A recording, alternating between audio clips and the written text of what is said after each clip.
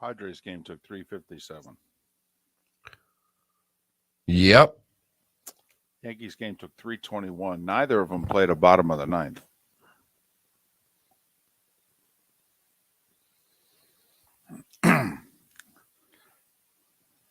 Even Smoltz commented about how slow the Padres-Phillies game was.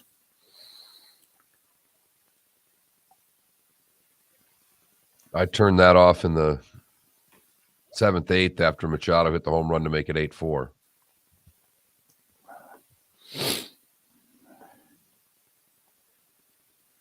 And switched to the Yankees game. Oh, you switched at the perfect time. You switched. It was what, 1-0 or 1-1? 1-0.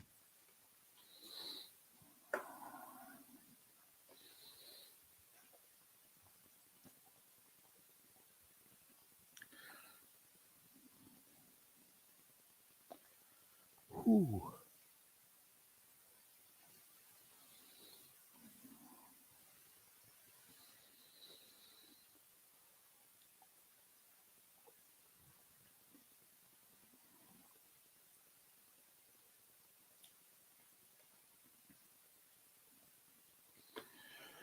Good morning, Paul, AJC, and Jimmy, and Adam.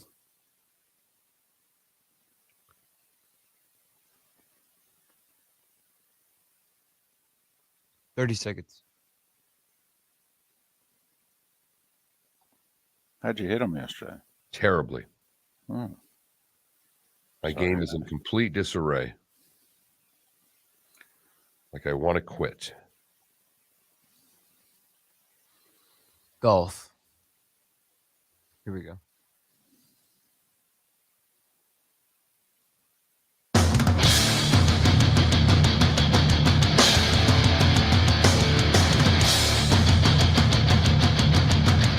You are listening to Miller and Moulton, exclusively on the Florida Sports Network.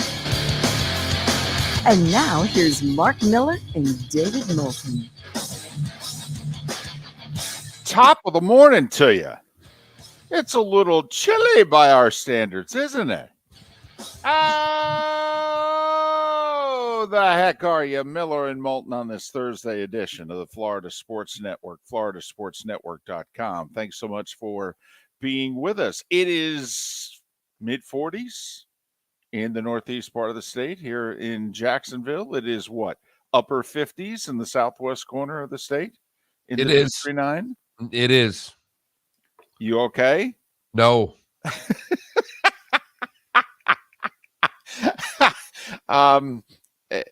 Did pants, socks, shoes? Pants, socks, hoodie next to me. Well, Just that's complete. well. With all due respect, the studio is almost as cold as it is here in Jacksonville. I mean, that studio. That you know what? There are sports flags and signs and what have you behind you. You know what you should do one day just for the heck of it? You should bring in some meat. You should just hang it. You know, you could dry age beef in this studio. So it just say, you know what? I've spent enough time here now. I get to contribute to the background and the surroundings, and I'm going to hang meat because that's how cold it is in here. Yep. Get a side of beef, put it in here, it'd be perfect. I could Rocky during commercial breaks, work out, get back in shape, just punching the side of beef. Now, listen, I don't want to say that those of us in Florida maybe are touch soft. All right. We've been accused of being that. But Paul in our Twitch chat room before the show started said that the car seat warmers are on high this morning. Oh, we're incredible. My daughter teased me about being soft yesterday. I picked her up from school and I had a pullover on. She's got a T-shirt on. She's like, what does the matter with you? It's not that cold. And you're raising a Floridian, too. I know.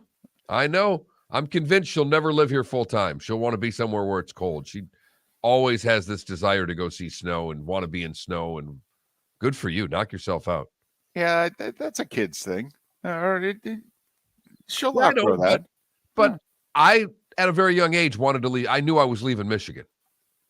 Okay. I knew I wasn't staying there.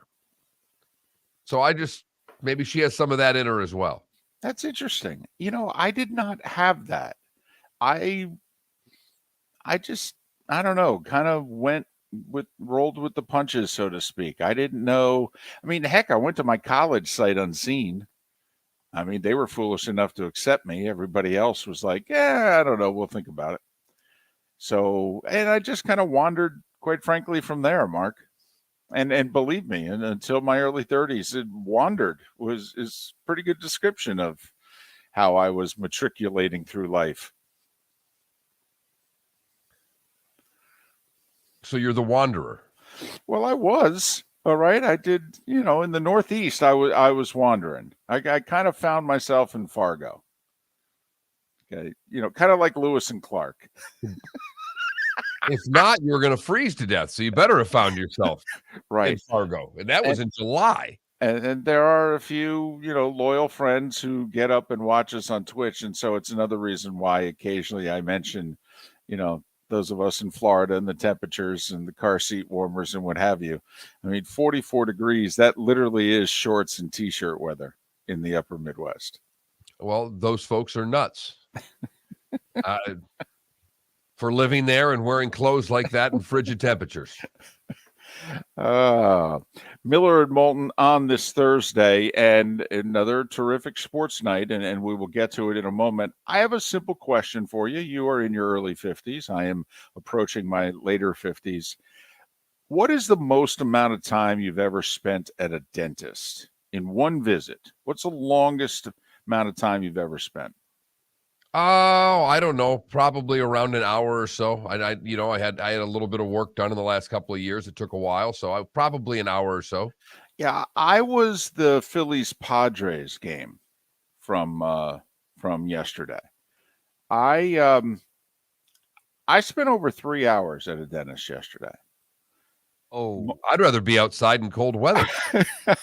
And I'm not kidding. I had a long night, Tuesday night, traveling and all that. And I fell asleep on them while they were drilling in my mouth. I fell asleep.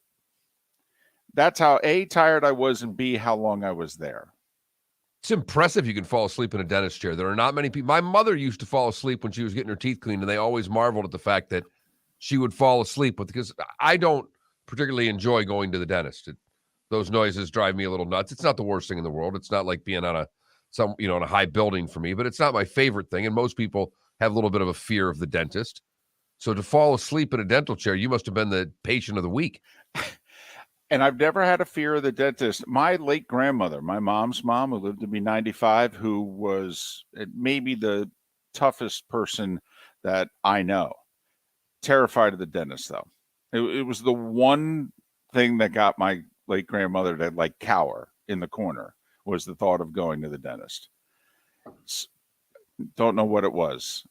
But anyway, Mark, they were digging for oil yesterday. Did they find any? Well, I think gas prices cheaper. Yes, I think gas prices are going to go down. Good. That's what I can report from the trip yesterday. And so, the good thing is I'm fat. Okay, so the fact that the one side of my face probably has a little chipmunk quality to it, nobody can really tell. Just lean in with that side. It looks more natural. Really? So, yeah. So that's, just a question out there. What's the longest you've ever spent in the dentist chair? Mine was a 8.5 inning Yankees Astros game. 3:21, by the way, was the Astros Yankees game from last night.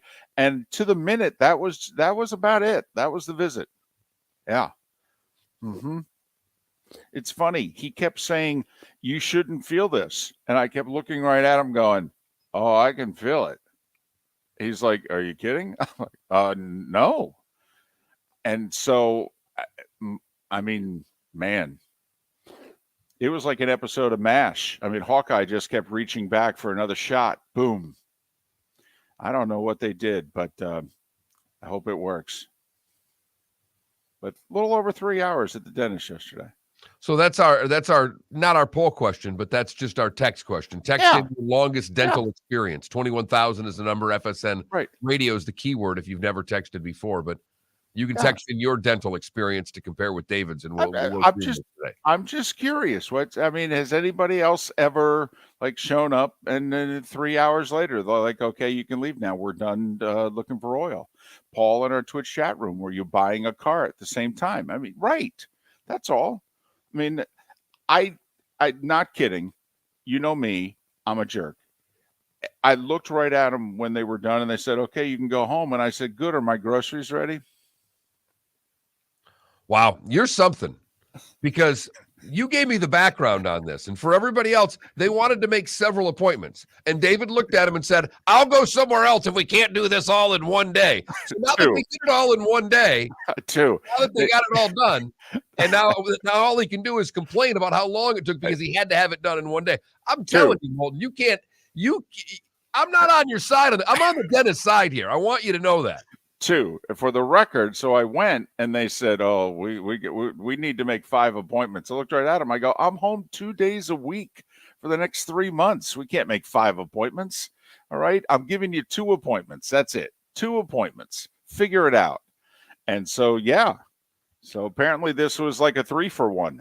Apparently that's why it took a American League Baseball game. So there you have it. So I experienced the Astros Yankees, and then I came home and I watched the Phillies and the Pods and the Astros and the Yankees. It was a full day. If you'd have known and they'd had a TV in there, you could have gone there for the baseball game. Apple TV, they couldn't get it to work. All they could get was the soft music in the background. Dentist turns to me at one point and said, how's this? And I looked right at him and didn't say a word, just glared right at him. He goes, yeah, that's what I thought.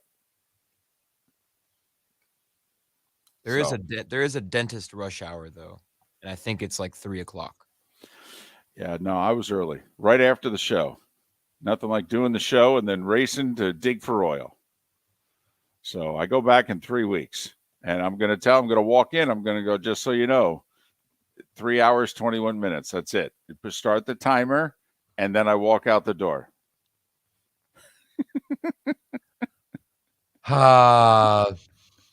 And if anybody thinks that he's making this up or joking or doing it for a shtick, you're all nuts. It's my money. It's my money. I look right at him. You about done? I got about 20 more minutes in me. That's it. I got to go.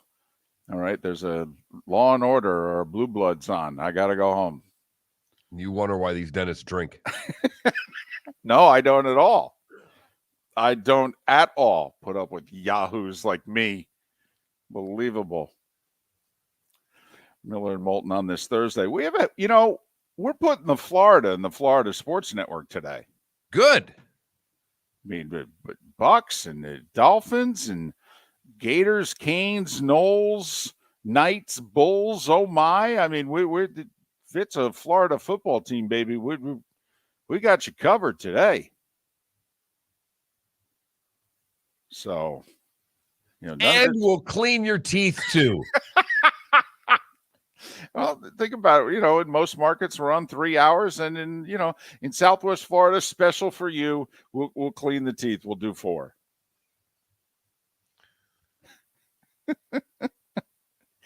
Jiff in our Twitch chat room says, I think the dentist now does a shot before David comes in. You're probably right.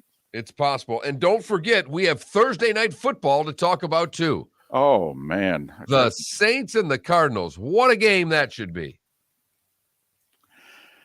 Looks like Andy Dalton's getting the start again. Without any receivers. Yes. And Jameis, I think, sitting back going, no, Andy, you go. Knock yourself out, Yep. Andy. Yep. One more week of you playing with no receivers, and I'll have this job for life. 14 targets to Kamara. Minimum. Because there's nobody else there. Chris Olave, you said you're ready to play. Well, go to work. Wow. Go to work. Yep. Thought you saw double teams in college. You're going to see everybody that Arizona has to cover you tonight. And D-Hop comes back for the Cardinals. He does. Wonder how many people remembered that for fantasy football purposes. Miller, Moulton, and the Dentist. Our new podcast airing twice a week after the show. The starting 5 and 25 minutes right here on the Florida Sports Network.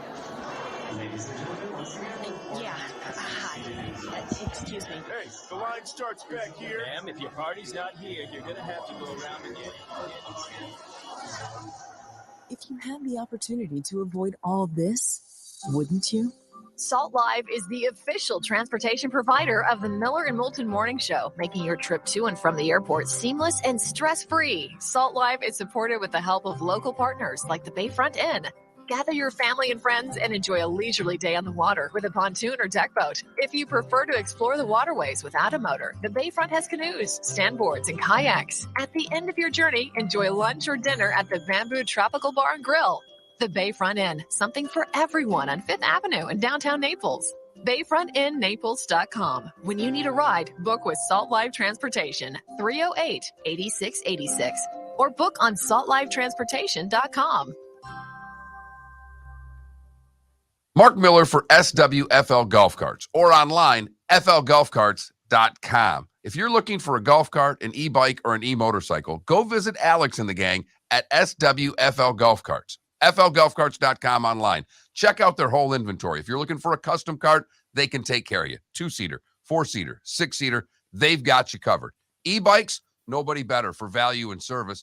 E-motorcycles, check them out. Again, flgolfcarts.com. flgolfcarts.com. David Moulton for Napa Auto Parts, and Napa Filters. Insist on Napa filters for your vehicles, or if you're a do-it-yourselfer, only buy Napa filters. Napa has a filter for almost anything on earth that moves, whether it's motorcycles, foreign and domestic cars, vans, SUVs, earth-moving equipment. You get the idea. Napa Auto Parts, Napa filters. Insist on them for your vehicles, or if you're do-it-yourselfer, only buy Napa filters. You were listening to Miller and Moulton on the Florida Sports Network.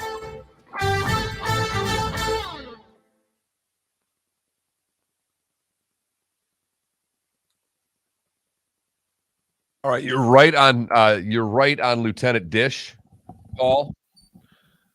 But Nurse Baker is second. That's all I'm saying. I just had to look that up during the break. Yes, and there is a spot I can find nurses of the 4077 and check them out. Yes.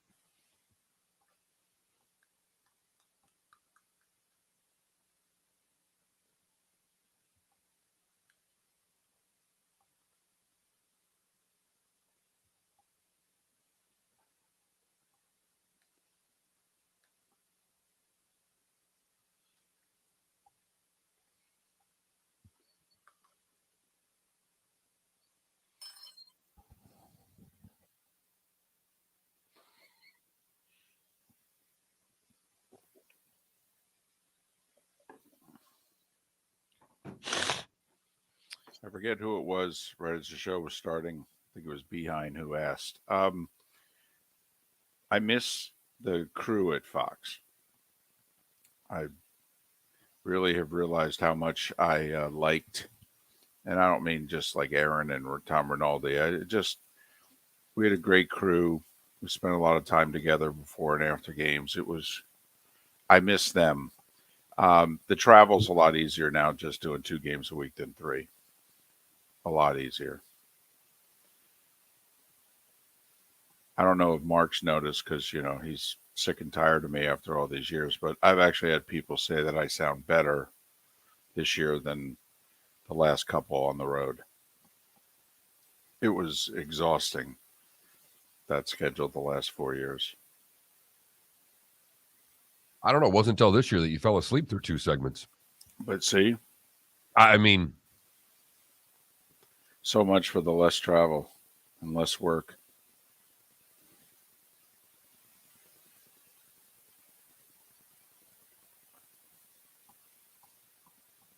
That's true. I mean, you never thought I was dying 2018 through 2021. Nope.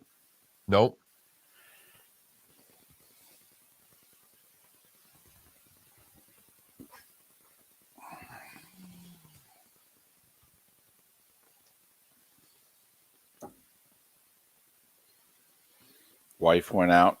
She must still love me. He's not ready to cash in the insurance money. Bunch of soup, pudding, and Jell-O showed up in the house yesterday afternoon. Good for you? Yeah, just with the the dental work. So you on liquid diet for a couple days? No, they said I could. As I was leaving, I go, what can I eat? They go, you can go have a sandwich. They said hard and sticky they didn't want me to have. So they didn't want me to have like a Snickers bar because of the caramel, hard candy. And they said, believe it or not, stay away from toast. I said, oh, all right. But that was just for like a few hours. They're like, no, you can. And they said, don't eat a big steak tonight. I mean, I'm walking out of there with a melon on my face. I'm like, okay, I can stay away from that.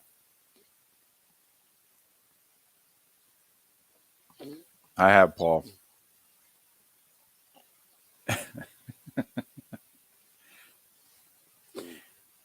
I'm surprised, Brown Chicken, I did not get inundated for this week with them hosting the Giants.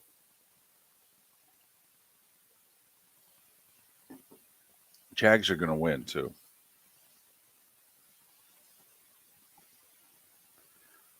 Magic carpet ride ends for the G-Men. Ole Miss at LSU Saturday. Bears, Patriots in what looks to be rainy Foxborough Monday. Belichick passes George Halas on the all-time wins list by beating the Bears.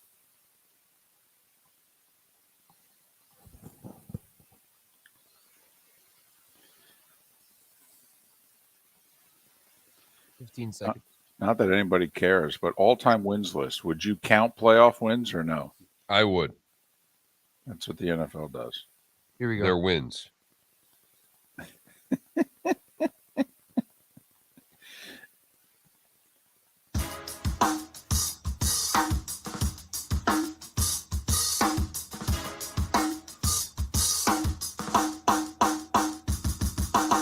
Welcome back to Miller and Moulton, only on the Florida Sports Network.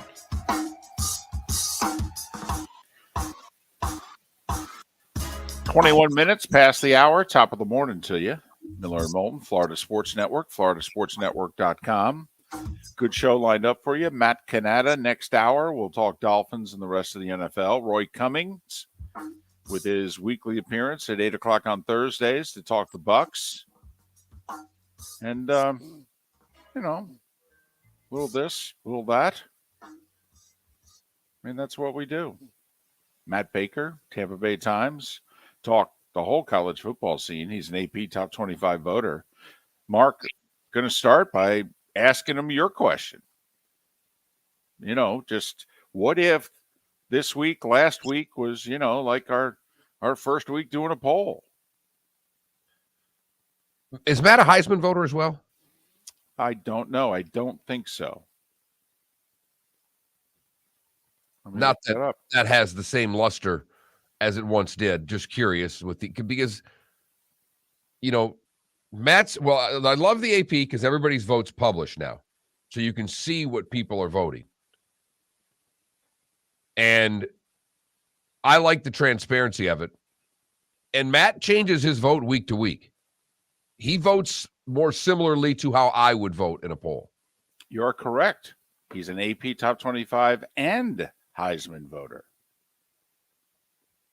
So, and I did not look at his vote this week as to, because, and this is a bias on my part, I thought that Matt might be prone to giving UCF a little more love, but I don't believe up until maybe this week, I don't believe he said UCF in his top 25, but, are they worthy now? Most people just remember their one primetime, audience there against Louisville when they kind of threw in a clunker week 2, but they've actually been rolling since. They've played really well. East Carolina this week on the road. They're only a 5.5 point favorite in that game, and East Carolina's been up and down all year, so you don't know what team you're going to see out of out of the Pirates on Saturday. But I like UCF in that game a lot. We may hear it tomorrow, or it's not. I like it a lot. I have nothing to do with these picks anymore. Well, and also if it's the Knights against the Pirates, and if we go colors also with ECU's colors, I have a feeling that, your 8-year-old daughter would be more inclined to take East Carolina than UCF. And it's not one of the big games of the week. She only plays the top. Oh, that's the way we roll. At least that's the way we rolled last week, because I picked 5 games that were of a little more importance than of ECU and UCF. But we shall see. It's back to school. I'm hoping that this week that she's taking a little time out from math and science to look up games on her tablet and have a better idea what the lines are this week. That's right, ladies and gentlemen. That is a proud father who wants her to take time off away from her studies so that she can do better against the number. That's after she got done playing gin all afternoon. Trying to do this right, this parenting thing, just making sure day to day we get the right things, get the right environment for our kids, David. Boy, it's a good thing your wife's working full time. Does she realize what you're up to here with the gin and the bookmaking? I mean, because she may scale back on that work. 100%. She is in full support. She is hoping that my daughter's prognostications can get her off another day a week. That's fantastic. This is awesome. Whole house is on board. Maybe we need to put this on YouTube or something. We need to monetize this. Since we can't monetize Miller and Moulton, okay, why don't we monetize Maddie? Sponsorships available. I mean, she went 3-2 last week after all. If she can keep this 60 percentile thing going, she will have a show. Boy, that'd be great. We can send her, out west of Joe Fortenbaugh, our buddy, and say, hey, remember us before you were big? Remember when you were just a rook heading to Vegas saying, I'm going to take a year and try to become a professional gambler? Right. He's never left. No, we'll never see or hear from him again. Right. So is that going to be your gap year for your daughter in between high school and college? Vegas? And you'll go with her, of course. She'll need an adult to just help her probably get an apartment and, rent a car and things of that nature. But, you'll go with her. You think about that. That's 10 years from now, David. They'll be legalized gambling anywhere. She could be doing this on South Beach. She doesn't necessarily have to pick Vegas by that point. Well, except Florida. They'll put it in Alabama first, apparently, except Florida. We'll still be fighting it in the courts. Miller and Moulton here on the Florida Sports Network. So how much of the baseball did you watch? I watched a good chunk of both games. I mean, the National League game lasted forever. After Machado hit the home run to make it 8-4, I switched over to the American League game. Phillies were up 4-0 in that one. Right. 4-0. They had their second best pitcher on the hill. Up 4-0 with a chance to go up 2 spit in the series. My buddies, the Phillies fans, man, my phone was blowing up. They were already talking about buying World Series tickets. Gonna wrap it up at home over the weekend. Eagles are undefeated. At the time, the Flyers were undefeated. Life was grand. And then, it wasn't so grand. I'm enjoying the hell out of this San Diego. I know it lasted forever. I'm waiting for it to go back to Philadelphia. The scene in San Diego for those 2 games was spectacular.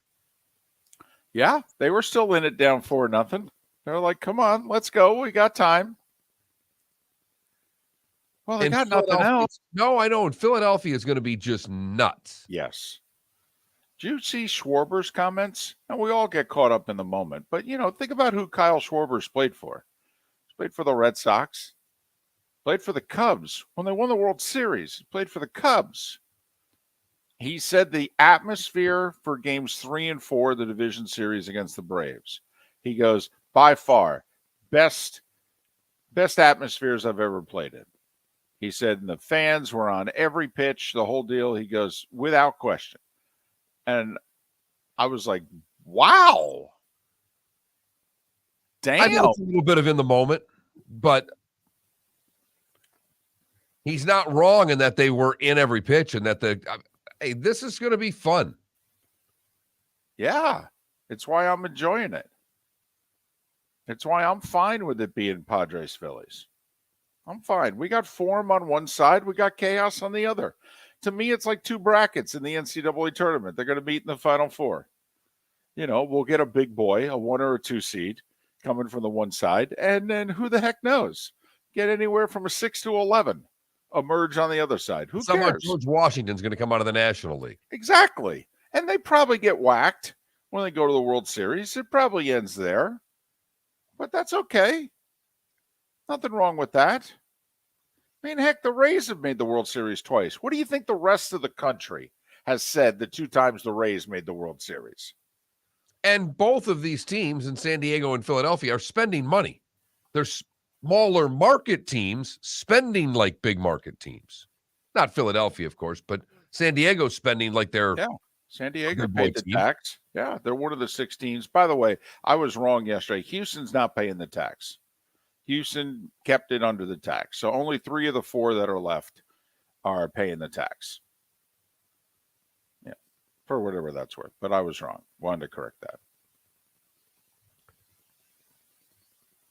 So unlike the Rays, who do it with scouting, right, and developmental players and the dollar store, right, and smoke and mirrors, I mean, these teams went out and spent a bunch of money. You could actually argue that both San Diego and Philadelphia underachieved during the regular season. Now, Behind's pointing out Schwarber didn't play a playoff game at Wrigley during the World Series year. Well, he did play, though. He did play in Cleveland, though, because he did play in the World Series. The starting 5 is next. Thanks for waking up with us, Miller and Moulton, the Florida Sports Network. David Moulton for Napa Auto Parts, and Napa Filters. Insist on Napa Filters for your vehicles, or if you're a do-it-yourselfer, only buy Napa Filters. Napa has a filter for almost anything on earth that moves, whether it's motorcycles, foreign and domestic cars, vans, SUVs, earth-moving equipment. You get the idea. Napa Auto Parts, Napa Filters. Insist on them for your vehicles, or if you're do-it-yourselfer, only buy Napa Filters. Mark Miller for SWFL Golf Carts, or online, flgolfcarts.com. If you're looking for a golf cart, an e-bike, or an e-motorcycle, go visit Alex and the gang at SWFL Golf Carts. flgolfcarts.com online. Check out their whole inventory. If you're looking for a custom cart, they can take care of you. 2-seater, 4-seater, 6-seater, they've got you covered. E-bikes, nobody better for value and service. E-motors, check them out. Again, flgolfcarts.com. flgolfcarts.com. Ladies and gentlemen, Hi. Excuse me. Hey, the line starts back here. Ma'am, if your party's not here, you're going to have to go around again. If you had the opportunity to avoid all this, wouldn't you? Salt Live is the official transportation provider of the Miller and Moulton Morning Show, making your trip to and from the airport seamless and stress-free. Salt Live is supported with the help of local partners like the Bayfront Inn. Gather your family and friends and enjoy a leisurely day on the water with a pontoon or deck boat. If you prefer to explore the waterways without a motor, the Bayfront has canoes, standboards, and kayaks. At the end of your journey, enjoy lunch or dinner at the Bamboo Tropical Bar and Grill. The Bayfront Inn, something for everyone on 5th Avenue in downtown Naples. BayfrontInNaples.com. When you need a ride, book with Salt Live Transportation, 308-8686, or book on saltlivetransportation.com.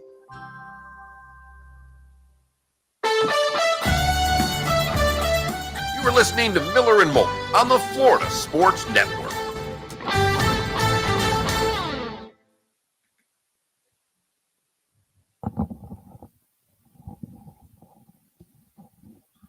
No, Chris, we don't. But it's a good question. Oh, God, no, Chris. No.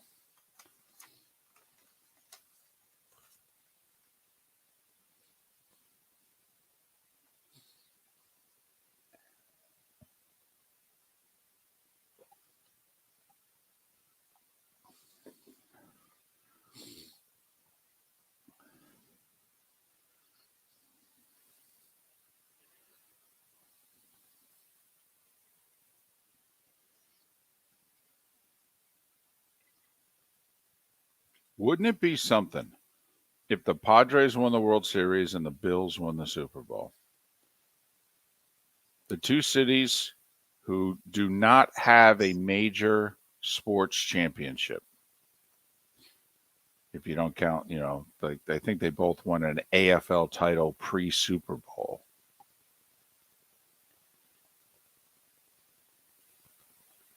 Wouldn't that be something? From the whole everyone deserves a parade category.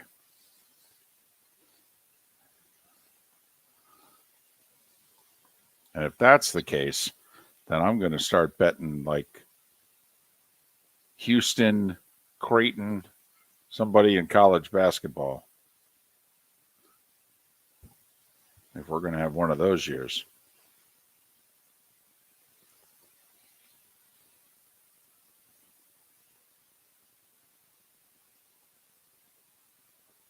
Ooh.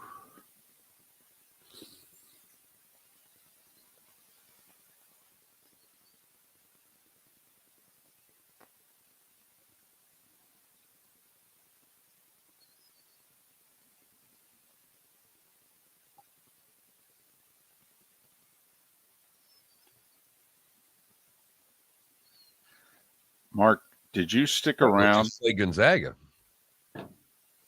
Well, there you go. I mean, if you're going to play somebody that's never won one, why don't you play the Zags? Yeah, that's a great. Wouldn't that be something? If we go Padres, Bills, Gonzaga. How about that trifecta?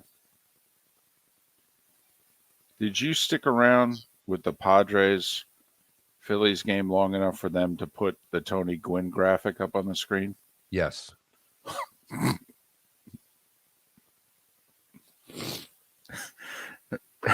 Did you I hear? love how Schmaltz sold it too, because he sold it like they actually pitched him well. Right. He tried. Yep. Gwynn hit like what, 462 off Schmaltz. Schmaltz said late in his. Did you hear him? He said late in his career, I threw him a knuckleball. Yep. Gwynn just laughed at me.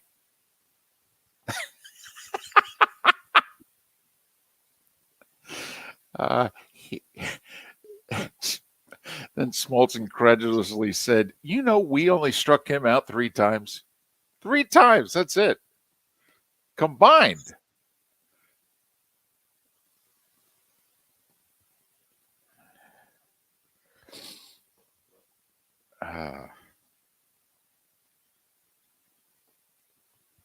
Tony Gwynn would be a rock star today, playing that kind of ball. He'd be bad-mouthing everything about the game. He'd just laugh at everybody.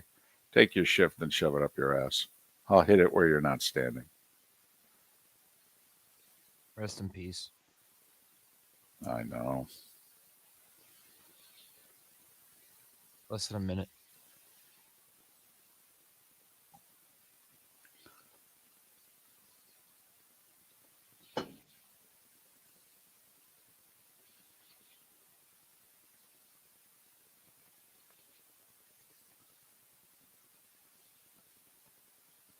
$30 seconds.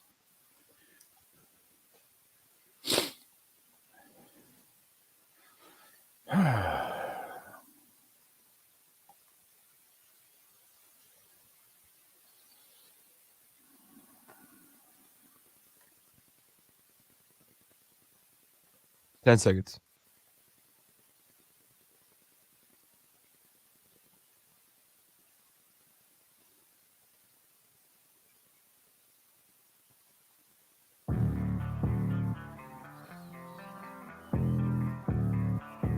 Thanks for listening. And now, more of Miller and Moulton on the Florida Sports Network. 22 minutes before the hour. Thanks for joining us on this Thursday. It is a cool Thursday. Some would even say chilly, depending on where you are in the Sunshine State. Miller and Moulton, the Florida Sports Network, floridasportsnetwork.com. Matt Cannata to talk Dolphins and the rest of the NFL 1 hour from now. Roy Cummings to talk Bucks at 8 o'clock. The 3-3 Bucks, 3-3 Dolphins. What the heck? And Matt Baker talk about the college football scene nationally and in state. He is an AP voter and a Heisman voter. Matt from the Tampa Bay Times, 2 hours from now. All right, let's do this. Time for The Starting Five. 5 stories you need to know. It's the Starting Five on Miller and Moulton. Here's number 1. Phillies jumped out to a 4-0 lead in the top of the second. Bunch of bleeders. 5 hits, 4 of them singles. None of them hit hard. They had a 4-0 lead after having won game 1. They were in command of this series.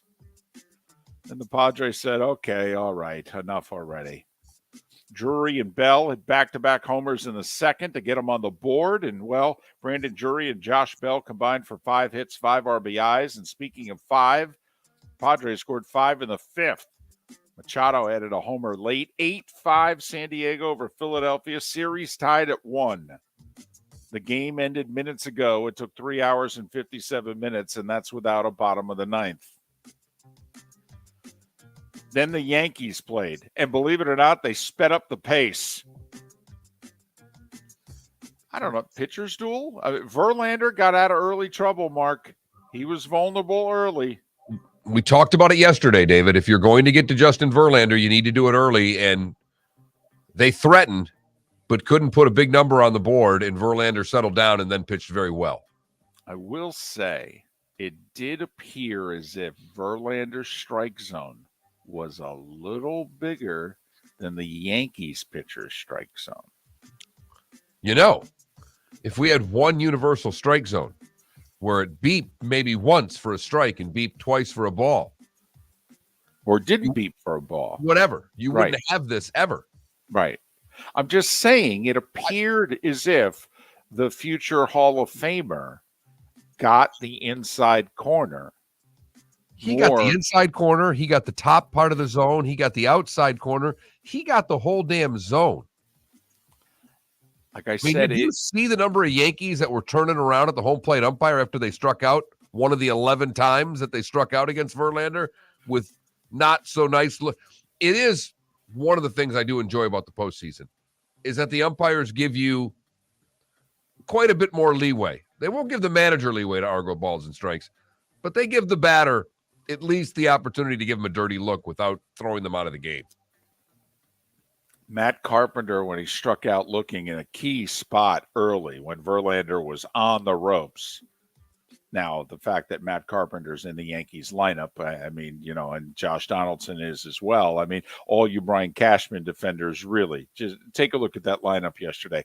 And by the way, game 1 of the LCS, you're starting Jamison Talion. Yeah, okay. Good to see $260 million doesn't go as far as it used to. I digress.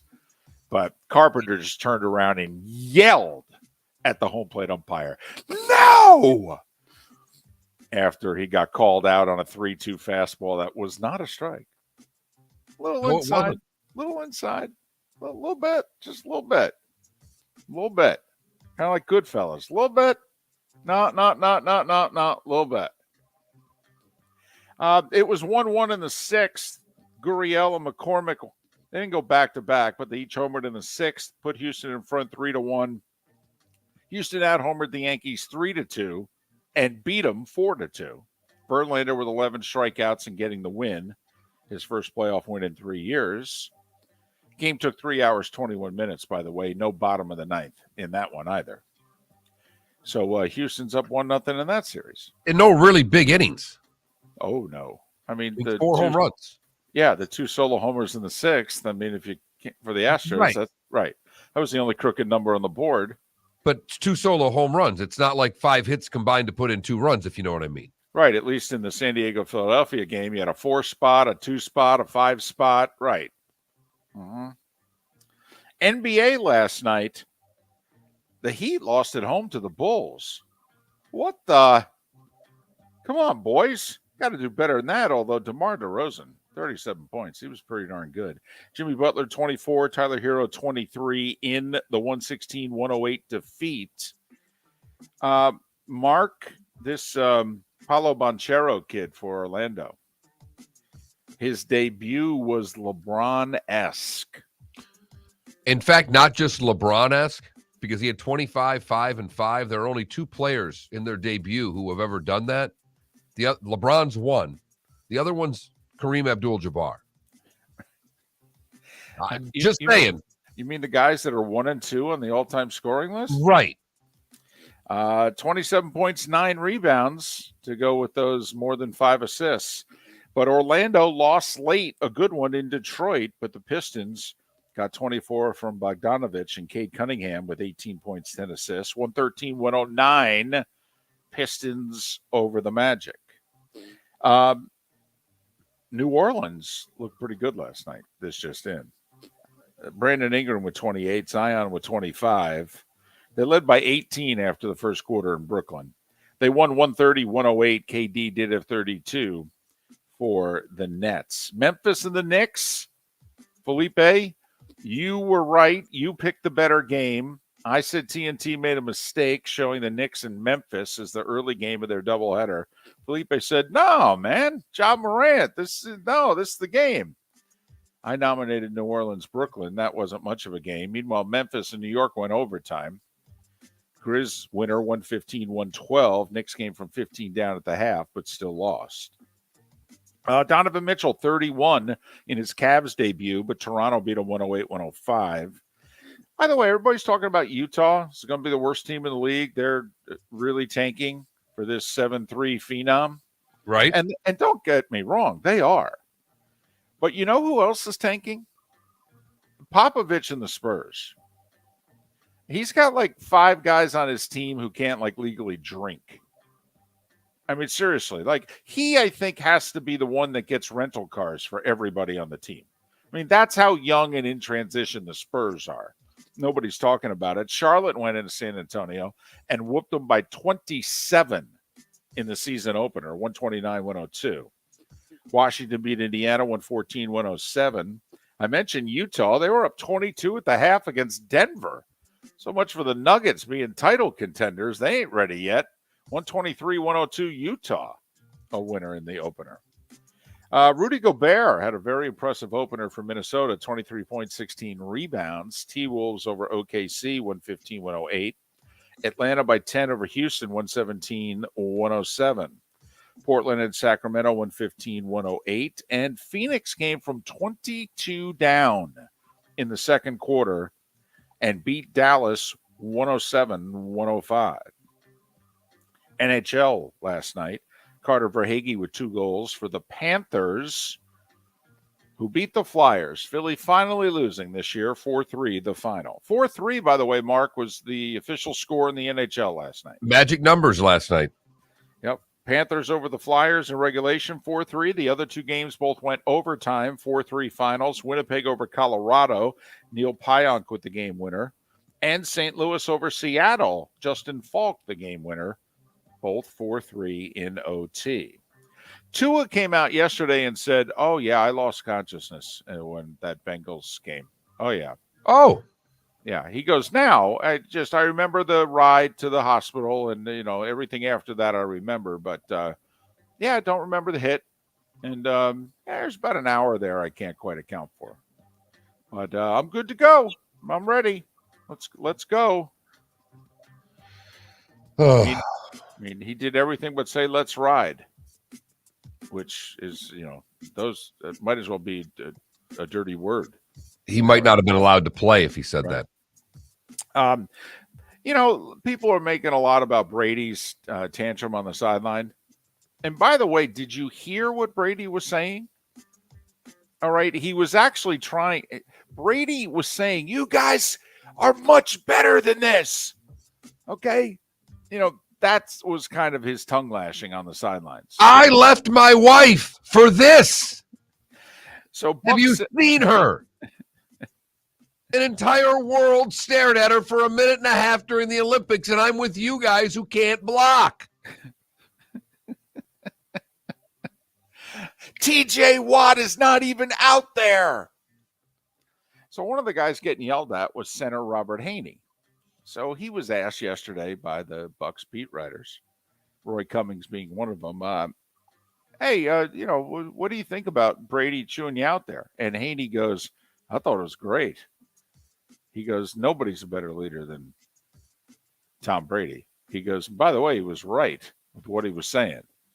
He goes, we actually love it, guys. I know it probably looks bad, but believe me, it's sports. We're fine. It's good. In fact, Haney said, I'd be really concerned with the way we were playing if he just kind of grabbed his helmet and sat on the bench. That would concern me.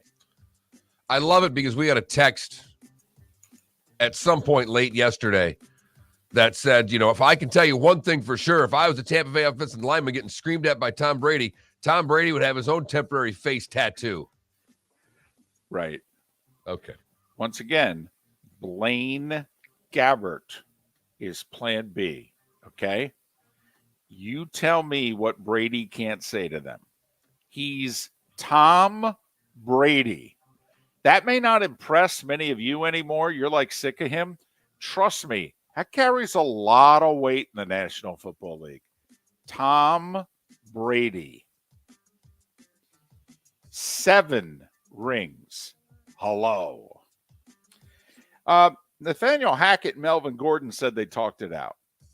I don't know what it is they talked out. The one guy benched the other guy, and that guy quit on the coach, basically. What did they talk out? Did they say, hey, don't worry, we'll trade you in the next 12 days? But they say they talked it out. And it looks like Andy Dalton tonight, Mark. Thursday Night Football, Saints in Arizona.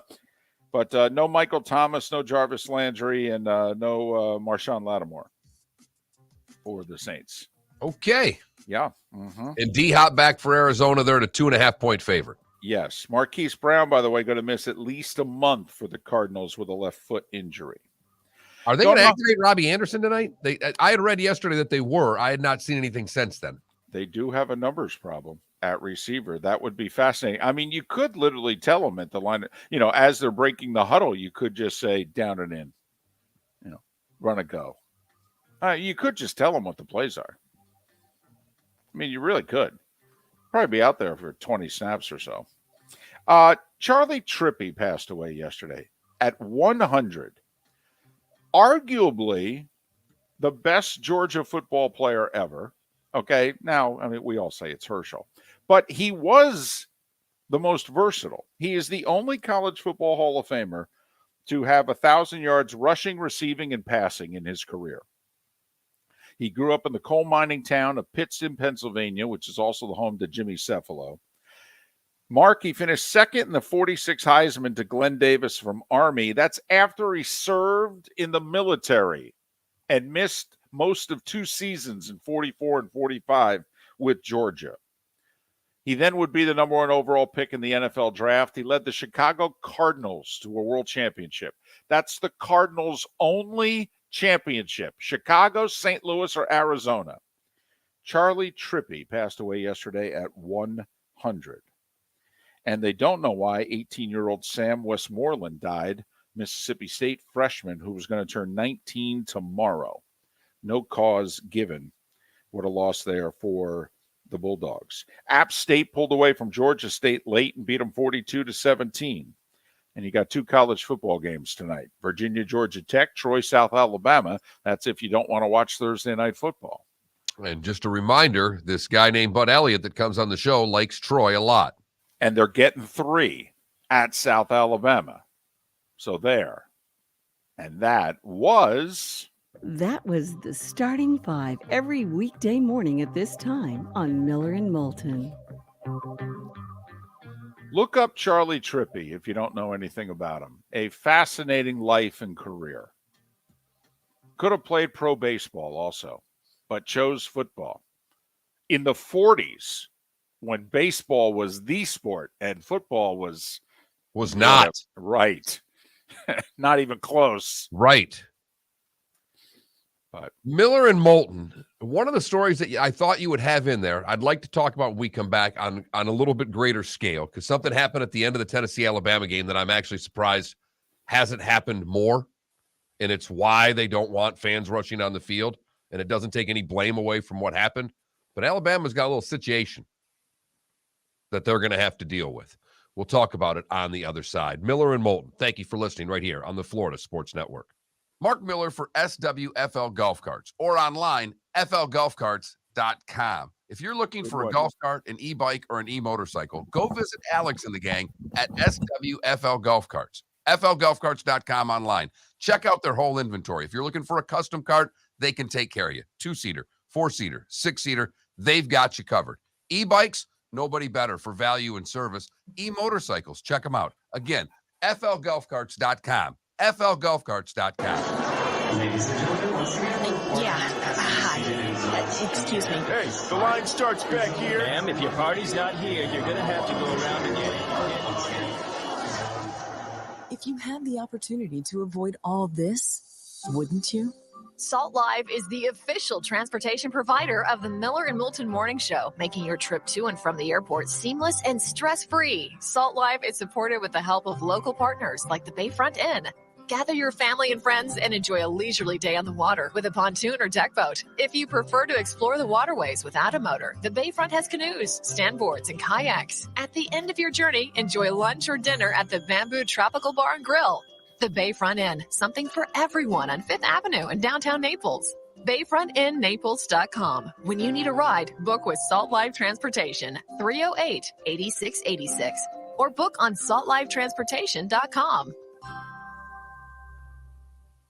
David Moulton for Napa Auto Parts, and Napa Filters. Insist on Napa filters for your vehicles, or if you're a do-it-yourselfer, only buy Napa filters. Napa has a filter for almost anything on earth that moves, whether it's motorcycles, foreign and domestic cars, vans, SUVs, earth-moving equipment. You get the idea. Napa Auto Parts, Napa filters. Insist on them for your vehicles, or if you're a do-it-yourselfer, only buy Napa filters. Don't miss the Miami Dolphins watch party every Sunday at the Seaside Bar and Grill in Bonita Springs. Presented by Clutch Vodka. The Seaside will be serving Clutch Vodka drinks, including the awesome Bloody Mary bar at the Seaside. If you can't be at Hard Rock Stadium, come have fun at the best place in town to watch the Dolphins and enjoy the best, clean, crisp, smoothest vodka. That's Clutch with a K. Miami Dolphins parties every week at the Seaside Bar and Grill on Old 41 in Bonita Springs. Powered by Clutch Vodka. Mark Miller for SWFL Golf Carts, or online, FLGolfCarts.com. If you're looking for a golf cart, an e-bike, or an e-motorcycle, go visit Alex and the gang at SWFL Golf Carts. FLGolfCarts.com online. Check out their whole inventory. If you're looking for a custom cart, they can take care of you. 2-seater, 4-seater, 6-seater, they've got you covered. E-bikes, nobody better for value and service. E-motorcycles, check them out. Again, FLGolfCarts.com. FLGolfCarts.com. You were listening to Miller and Moulton on the Florida Sports Network.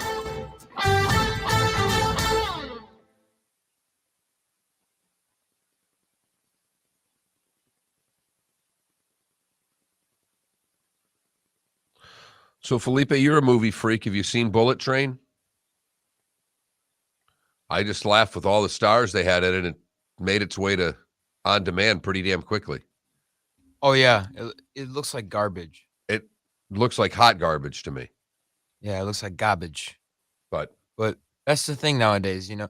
Okay, I have noticed something. And this has been the case for the last 7 years. Every time the NBA Finals collaborates to advertise a blockbuster movie coming out in the summer, quote-unquote blockbuster movie, the movie sucks. So it's the NBA's fault? No, Something else I can blame on the NBA? I guess. Perfect. Anytime like players do those really cringy ads, it's a shitty movie. You can guarantee that. Now, I haven't seen the movie, but I bet it's doo-doo.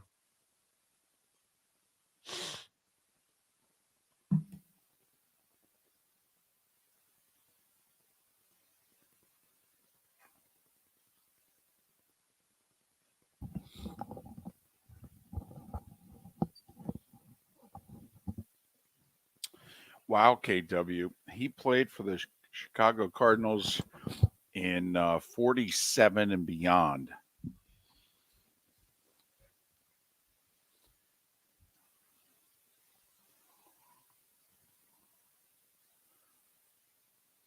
Wow. That's amazing, KW.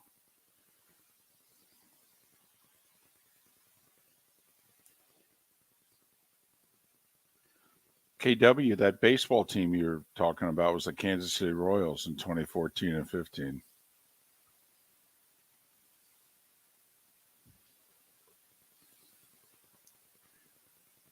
I thought it might change the game. The rest of the sports said, nah, they're a fluke. Not interested. Nope. Good defense, a lot of speed, cover a lot of ground. Bunch of singles. Not interested. Those Cards teams terrified me. The 80s Cardinals. Oh, man. Coleman, McGee, Herr, Pendleton, when they got on base, just ran you right off the field.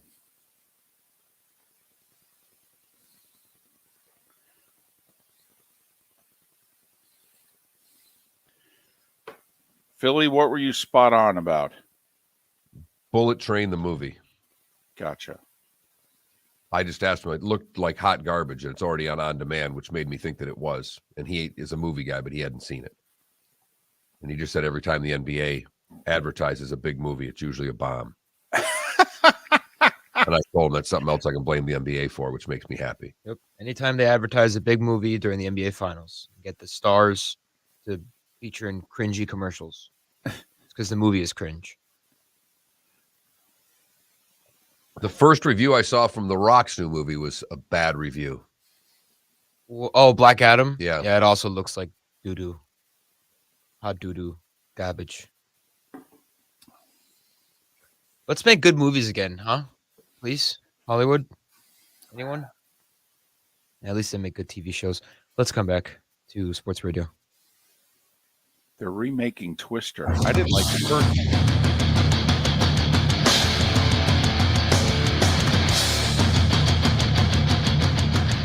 You are listening to Miller and Moulton, exclusively on the Florida Sports Network.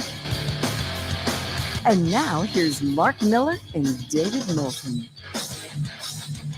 Hour 2 of Miller and Moulton on this Thursday, a chilly Thursday throughout most of the state.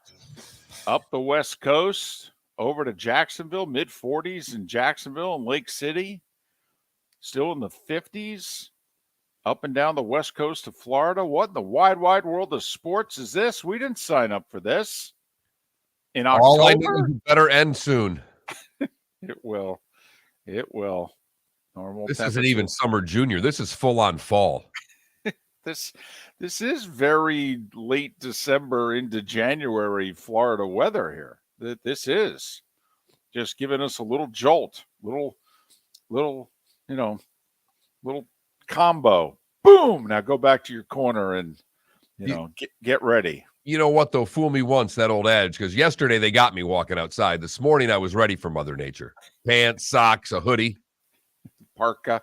Not going to get me again. Not with that frigid temps that we had.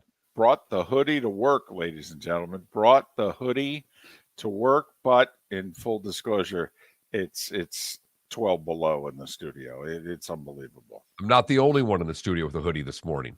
Ooh. Young Felipe donning the hoodie as well. Curious, is he wearing anything Miami Heat related? They did lose after. No, of course not. He doesn't wear, when they lose, he does not wear Heat gear. He had his Heat gear on yesterday, all ready for the season opener. Sure. All he could talk to me about this morning is that he bought the NBA package.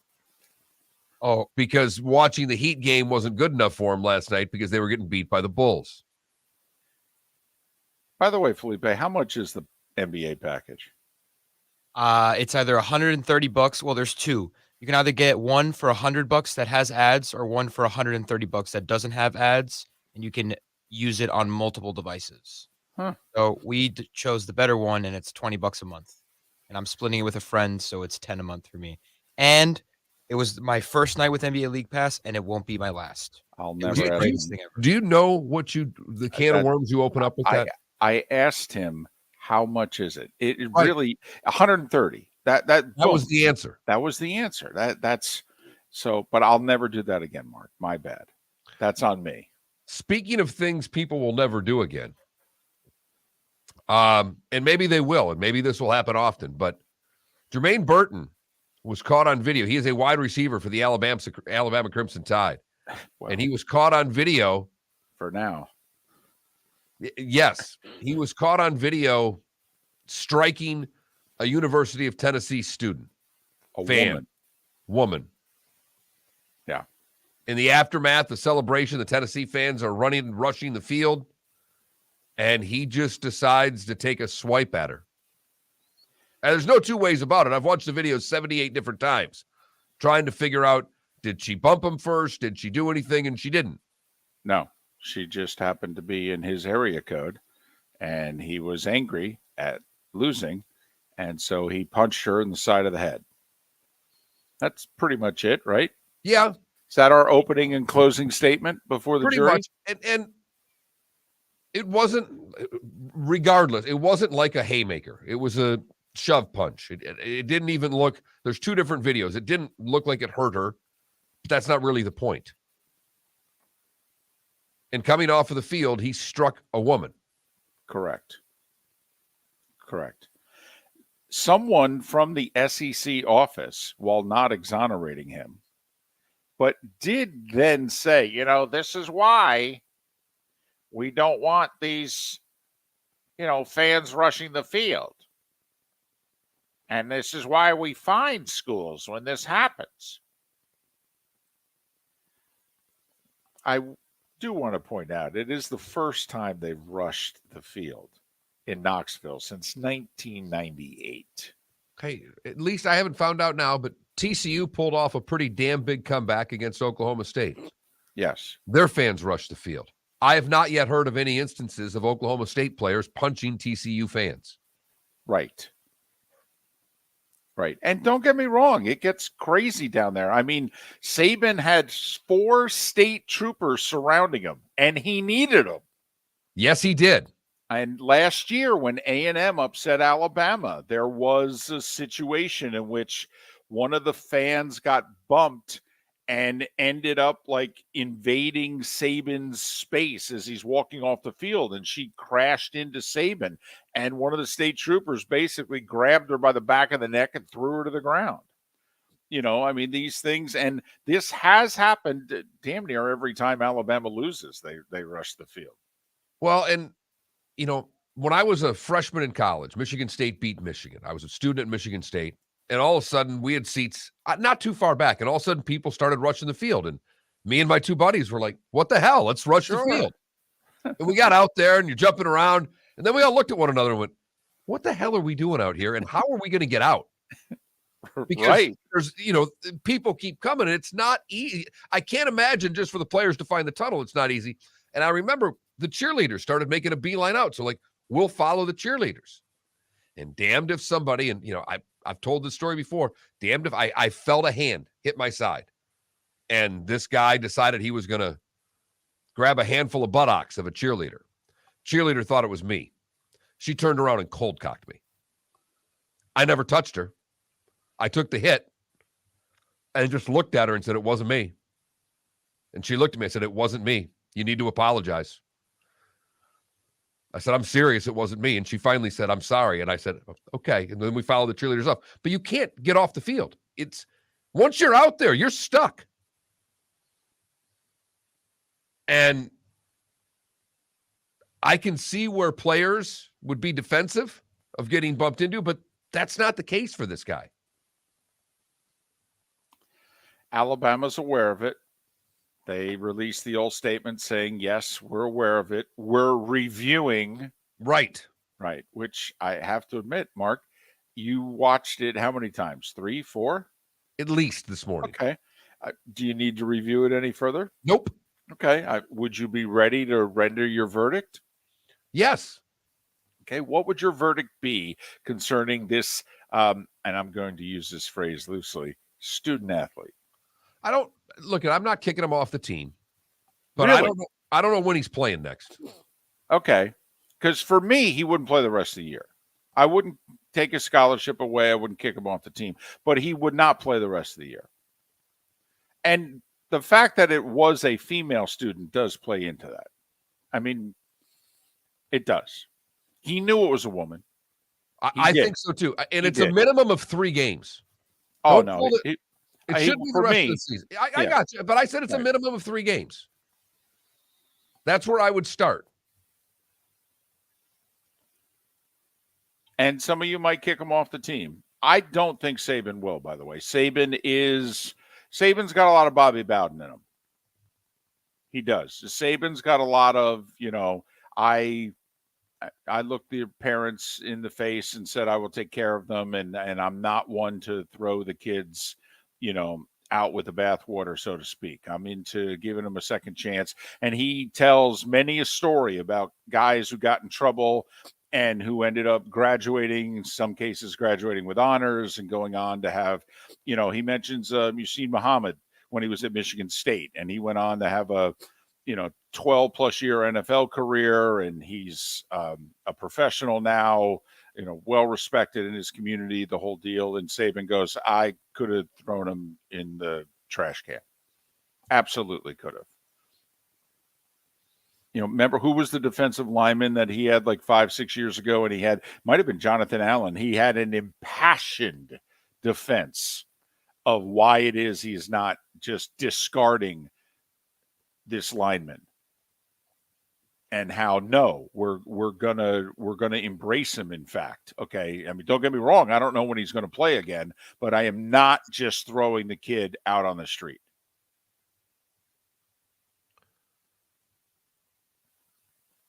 So I think that should be our poll question today. Oh, wow. What would your punishment be for the Alabama wide receiver, Jermaine Burton? That's my nomination for a poll question today. Get a little sidebar here. Sure. If you're the SEC, do you get involved? If you're the conference here? I'd get involved this way. I'd be on the phone with Nick saying, Nick, you need to handle this before we handle it. And I may ask, Nick, what are you thinking? Are you suspending him? Are you kicking him off the team? What is it you're doing? Because if it's not for, but I mean, you could say, Sankey or whoever could say very simply, Nick, if you're not suspending him for the rest of the year, we are. Mark, I'm really going to be a sarcastic blankety blank here. We can tell. Unless it is Greg Sankey, I'm not sure you can get Nick on the phone. Nick, is it Russell Wilson with an ex-player and you got to go through his manager? I can see the sports information director now going, Nick, it's the SEC offices in Birmingham. Is it Greg? No. I'll call him back. It's a dadgum good point, David. I mean, I just don't think he's calling back the deputy commissioner. I don't. I think he takes Sankey's call unless he's in the middle of a meeting. They do have Mississippi State this week after all, but he knows that offense. So, but assuming he takes the call, Nick, they just want to pass it along. They feel it needs to be at least 3 games. All right. And they need it handled now. Yeah. Hey, Birmingham, thanks for the call. Okay. We've got a game to prepare for.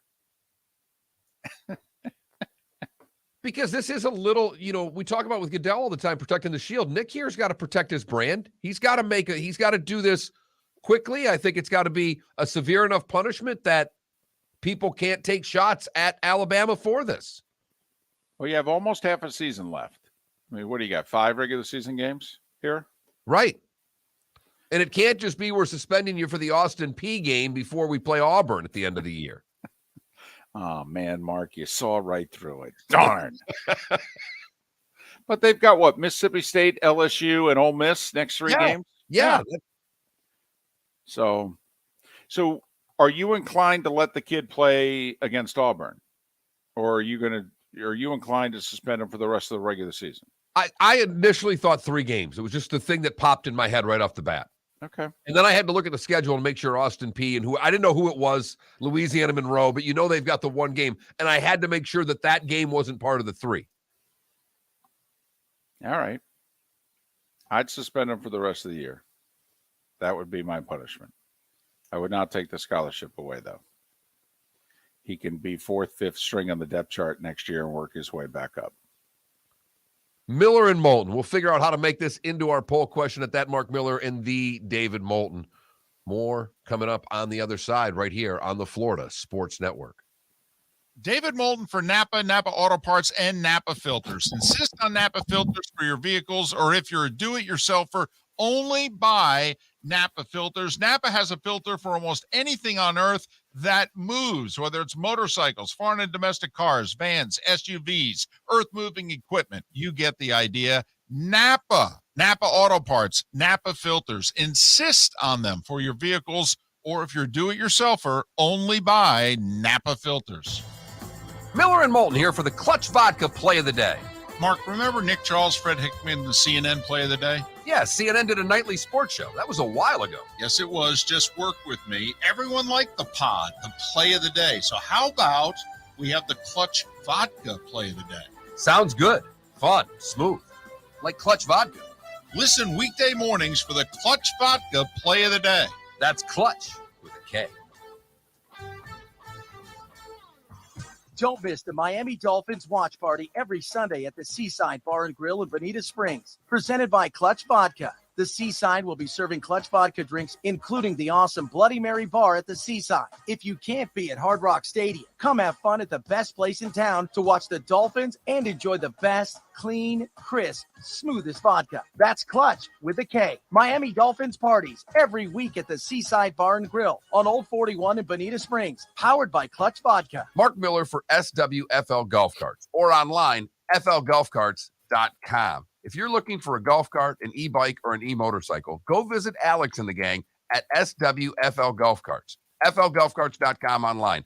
Check out their whole inventory. If you're looking for a custom cart, they can take care of you. 2-seater, 4-seater, 6-seater, they've got you covered. E-bikes, nobody better for value and service. E-motorcycles, check them out. Again, flgolfcarts.com. flgolfcarts.com. You are listening to Miller and Moulton on the Florida Sports Network.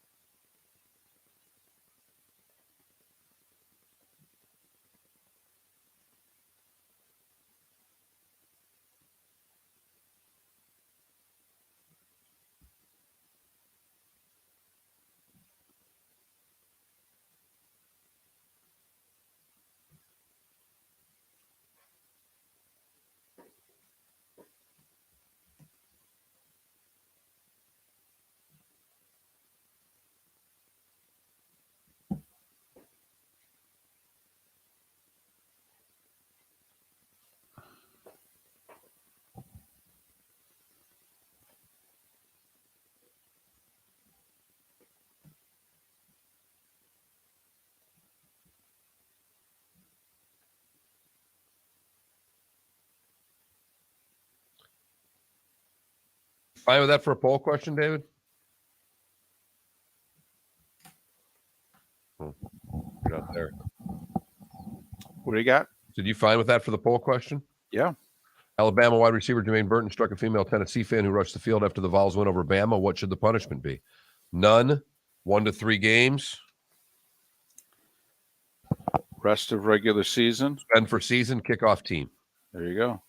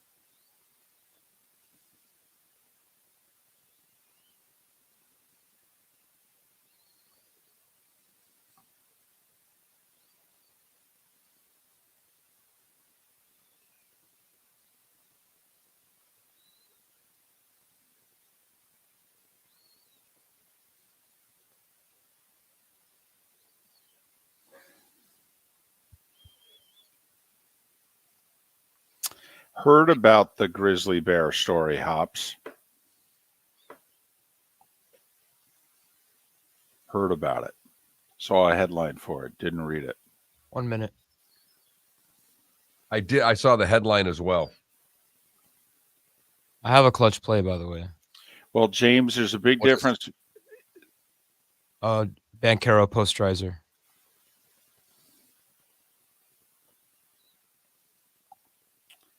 James, so you're kicking him out of the school, basically, because he's not going to stay there if he doesn't have a scholarship.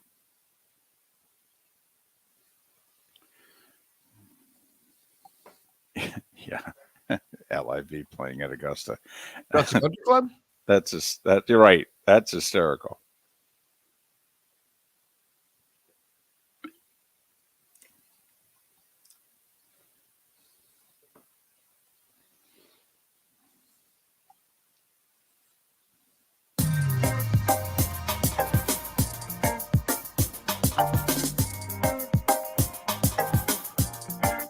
Welcome back to Miller and Moulton, only on the Florida Sports Network.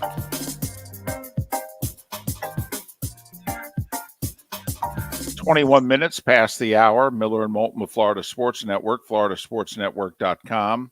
Matt Cannata in a little less than 20 minutes. Roy Cummings at the top of the hour, talks some Tampa Bay Bucks. Matt Baker in a little over an hour to talk the entire Florida college football scene. And also, he's an AP Top 25 voter and talk about his vote this week and what have you. So Matt Cannata, Roy Cummings, Matt Baker, all coming up beginning in roughly 15 minutes' time.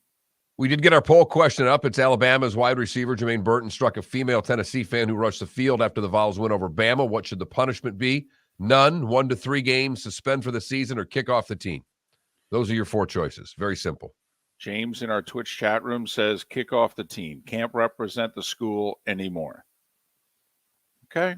We don't think Nick will do that. That's not how he runs his program. No. My gut reaction at first is suspended the rest of the year.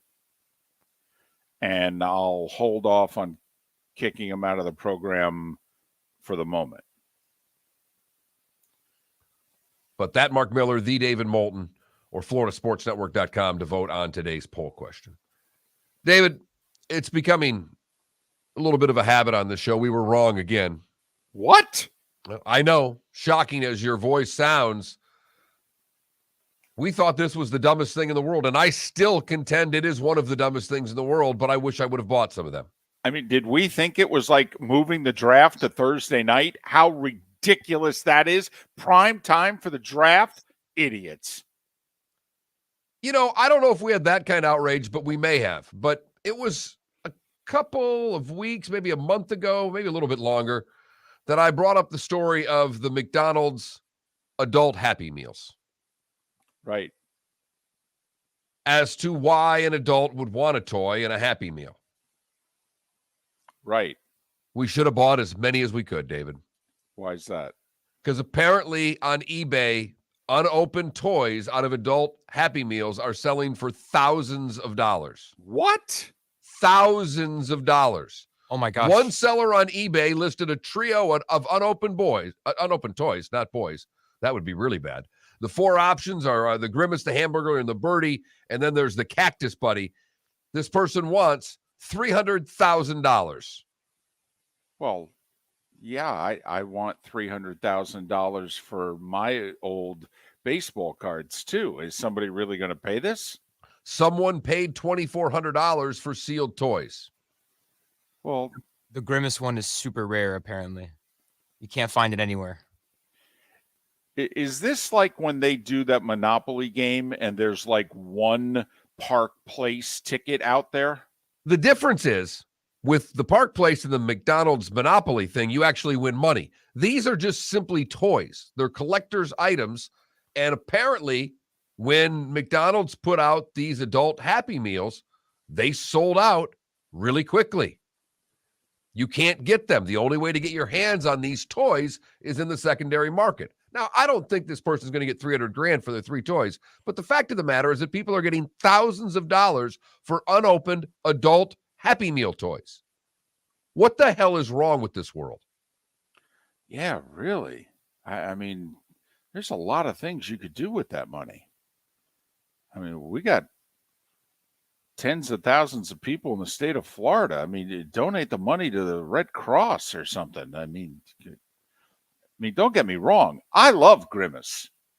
Okay, would I pay $20 for an unopened Grimace?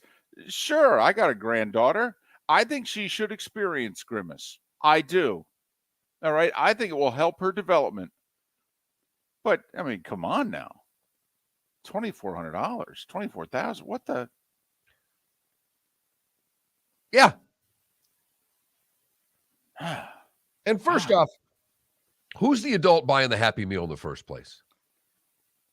Well, here's you the get other a number thing. 3 combo and you get a cheeseburger on the side. Isn't that the way it's supposed to go? David, I don't think I've been to a McDonald's in 10 years. Well, I haven't been since they started the adult Happy Meals here. And my question would be, yes, I know. You haven't been to a McDonald's in over a month? No. Now, I didn't say I haven't been to a fast food restaurant. I understand that. But no, I have not been to the Arches. Although I did hit a Jack in the Box in Santa Monica. Oh, it was divine. It was divine. Yeah, I'm sure it was. It was amazing. So close to all these fantastic food places. And you don't even have to have expensive food. All over the world he goes. And he goes to the Jack in the Box. Hey, I walked the pier. I did the tourist thing. Okay, I grew up with Jack in the Box. All right, Mark, when my mom stopped cooking and we made the list of what days we went to what places, Monday was Jack in the Box. All right, and then they closed it when I became a teenager. And so it was nostalgic? Yes. Yes, they do tacos differently than everybody else. They do. And they're a hell of a deal. All right. 2 for like $1.50. They're tremendous. That's right. I said tremendous. Ay. I had 4 for breakfast. That's right. Their whole menu's open 24 hours.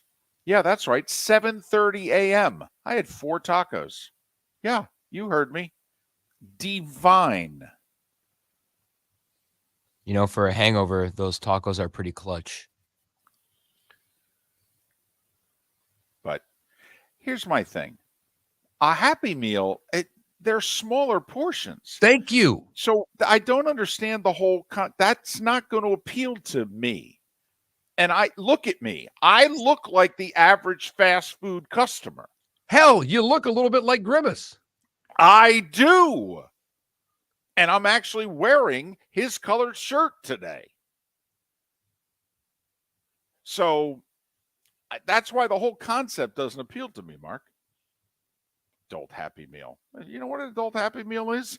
Ordering a number 2 and then getting a double cheeseburger to go with it. That's a Happy Meal. Thank you. Maybe a number 2 now is the quarter pounder cheese. I don't know what they are anymore. It used to be a number 3 with the side. Now I think quarter pounder with cheeses are 2s now. And it should be. What do you got for us today, Felipe? Well, you know, Banchero had that historic night. He also put someone in a body bag. Banchero going to take it, fly over the top of Joseph, and draw the foul. Young Put man. that on your highlight reel, young fella. Oh, young fella. Woo, if you didn't see it, you're going to see a lot of this play. My goodness, Paolo taking off.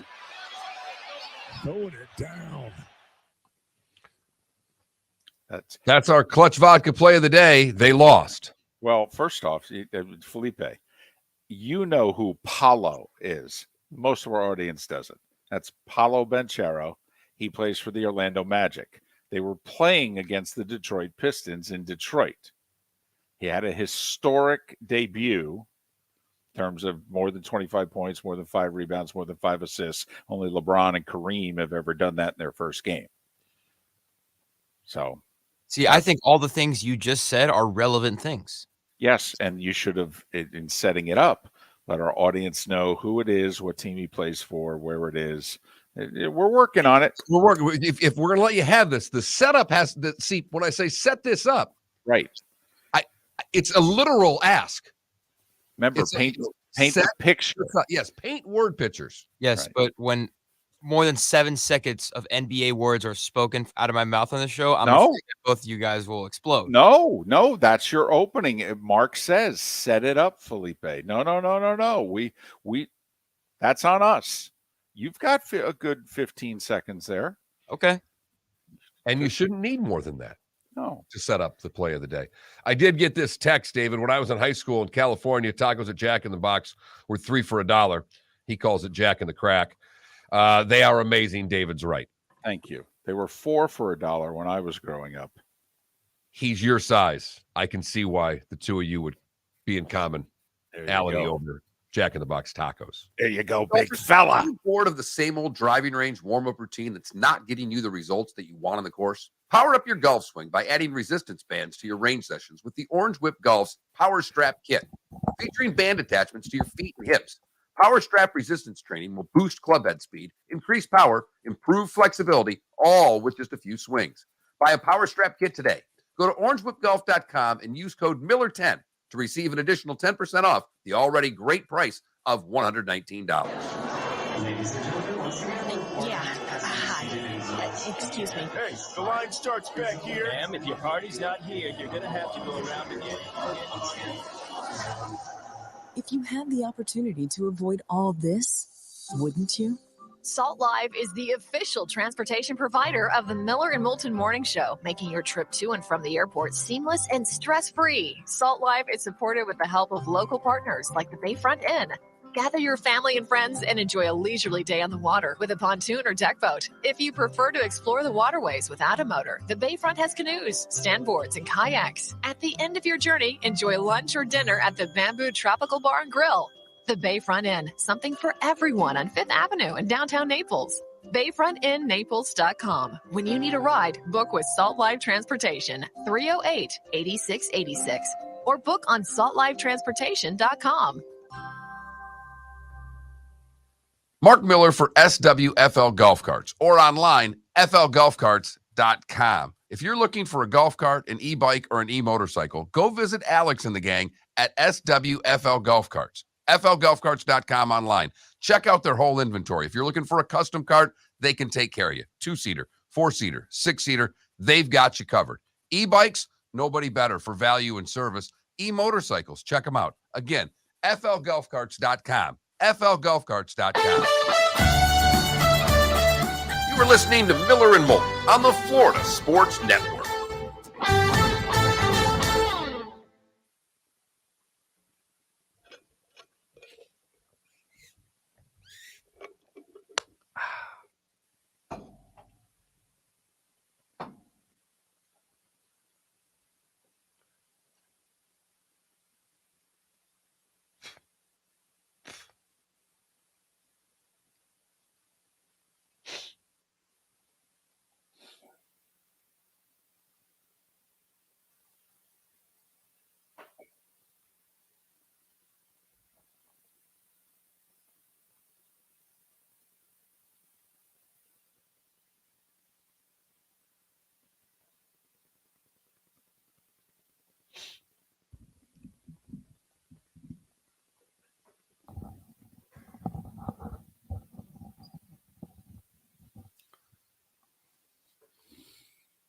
I agree with NG Lindy, though.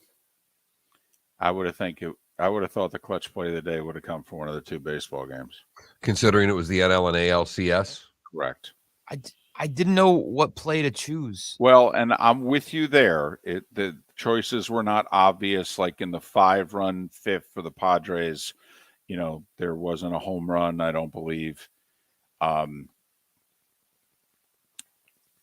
might have gone with Carpenter with Verlander. I might have gone with one of the two homers in the 6th by the Astros to put them up either 2-1 or 3-1. Yuli hit a bomb. The double play Machado turn was a pretty big play. I mean, that was That was a big play, actually. Not only that, it was hard to field it It would have cleanly. sounded really good too. Baseball sounds so good when it's highlights. It just does. And now we go into weekend baseball that I won't watch.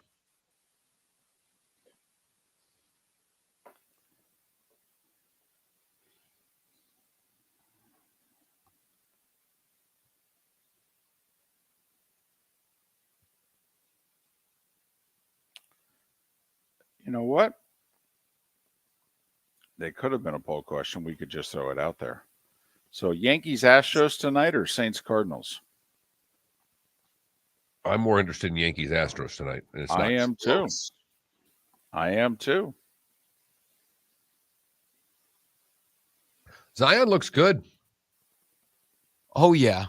No, weight wise. I know he can play. I mean, he looks like he is really in good shape. Oh, yeah. He looks like his Duke self.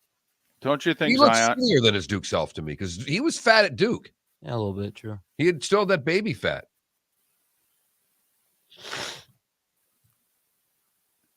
Don't you think Zion is going to be this generation's Barkley? If he doesn't get hurt. That when Chuck kept his weight down, Chuck was amazing. Amazing. I don't know that he'll rebound like Chuck, but then again, the game's different. You know what? He could rebound like Chuck, though. Well, but you make a good point, Felipe, that he may get half dozen rebounds a game just by, being Osmosis. the only one just standing there and catching the missed threes. It's different kind of rebounding nowadays. It really is. There's nobody down there with you. There's four guys out on the perimeter. I mean, you don't have to battle anybody. It's actually why I like Embiid, because he goes down on the post and gets offensive rebounds. Yeah. His game is set up to play that end. He's a monster. I'm a big fan of Joel Embiid. I am too. I don't know how much longer he stays healthy, though. Oh, come on. You're counting him out already?